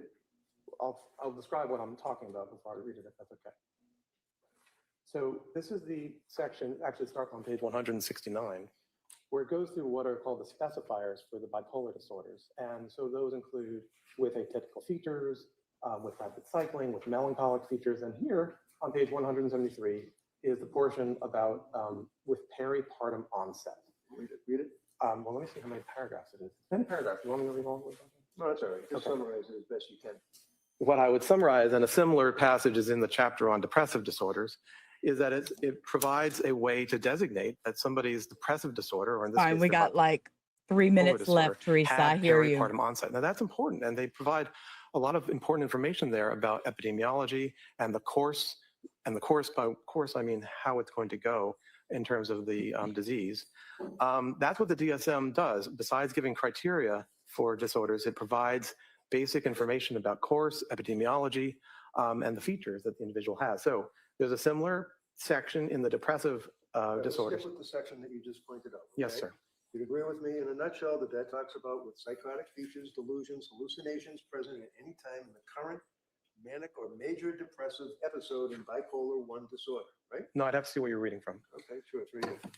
Yeah, but that's a different portion. No, that's what you were reading from. Okay, No, so sir. how about down below here where it says with Oh. peripartum onset? Yes, that was what I was referring The to. specifier, what's a specifier? So the system has a way where we can emphasize features of a person's illness. Remember, as I said, the groupings in the DSM revolve around the major psychiatric symptoms. So this is the bipolar chapter, there's a depression chapter, there's an anxiety chapter.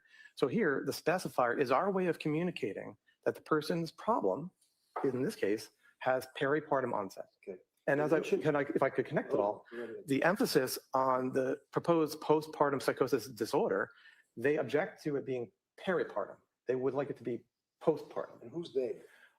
The authors of the expert consensus group that I referred to published a paper in biological psychiatry in the last year. About what? I mean, psychiatry covers a life around. Yes. It's a paper that summarizes information about this proposed disorder, highlights their assumption that it is actually a type of bipolar Can disorder, I just interrupt? What disorder are you referring to? the proposed postpartum psychosis disorder. All right. So there is a group of people that are trying, to your knowledge, to get postpartum disorder in the next version of the Bible, right? Effectively, yes, Okay. but I wouldn't use all those words, but yes. Okay. And then when you're referring to the peripartum onset, in one paragraph, you're talking about the specifier applied to current manic, hypomanic, or major depressive episode in bipolar 1 disorder, right? Did I read that right? Well, it's more than just one Okay, let's paragraph. It just goes stick on with- to let's all just the stick next. with All right, Council, let me see Council sidebar here, just regard scheduling. Ooh. And that's going to be it. I don't even think they come back to tell us about scheduling. Let's see.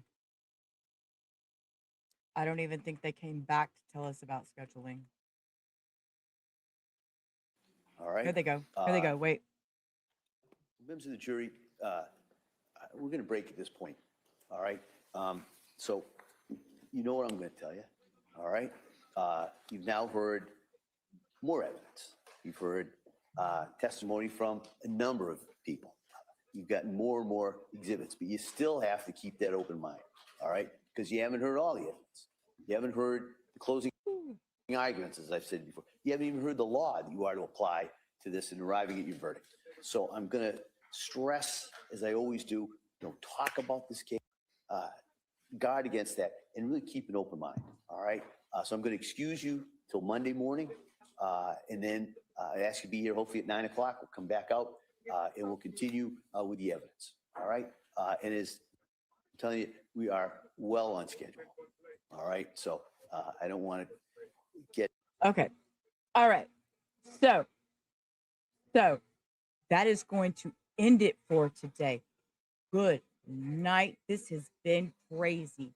That is going to be a great place to wrap up, because you know what? They're going to come back tomorrow. They're going to come back Monday. He told him, don't be talking to nobody. Don't do nothing. Right. Like they're not going to be able to watch news all weekend long. Y'all know that's not going to happen. But we're towards that finish line, y'all. Okay, see, I watched football last night. I seen some football goals. We didn't win, but that's okay. Anyways, total squirrel moment there. The defense rested today after giving us Dr. Resnick. I like Dr. Resnick. Then we watched the prosecution, Commonwealth. They turned around, started their rebuttal with this Avram Mack guy. These two sides are telling two totally different stories about Lindsay's mental state. And the jury is going to be the one that's going to decide that. It's been a battle. It's been a battle today. We know that she took the children's lives. We know that. She admitted to that. But was Lindsay, Sheila, was Lindsay legally responsible for what she did? All that's going to be going to the jury soon. So we're just going to keep watching. We're going to keep listening. Do what we do here at Rubber Ramada Reviews. We look at the facts. We haven't done the civil case. I am going to do it as soon as either when they go into deliberations and we have time that we are going to be just hanging out for the day, waiting, and they're still deliberating when I stream, or if afterwards when the trial is actually complete. So thank you for being here. Thank you for asking questions, having this conversation with me. I want y'all to take care of yourselves. You know, I overstressed my duck today. He got a little extra squeezes. It's been a crazy, crazy day. And we enjoyed having you, Cindy. And if you haven't subbed up, just sub to the channel, you know? Hit that notification bell to all, because I'm usually here. I've been here Monday through Friday during trials, and I will continue to do that even after trial. We will have something daily. And yeah, don't forget your shampoo. Shampoo your hair. Shampoo your hair, because Steve says he likes blonde flowing locks, and he's probably a biker guy. No clue. He's just my troll. He's a rubber troll. So we're just going to rename him Rubber Troll. We love you, Steve. Thank you for being here. I sometimes need that moment of laughter, and you're that one that has actually made me stop and put that moment of a smile on my face when things are so stressful, because y'all see me over here. I about used my duck today. So before we go, as always, you is smart, you is kind, you is important. I appreciate every one of you being here. And I know mental health is a really hard subject. It really is for a lot of people. And the fact that y'all are still here and we're still having this conversation, I appreciate it. So until Monday, and if not over the weekend, I might just do like a casual Sunday stream. I don't know yet. Like I said, make sure your notifications are set to all. So until I see you over the weekend or Monday for sure, peace. Rubber out. Y'all have a great rest of your evening.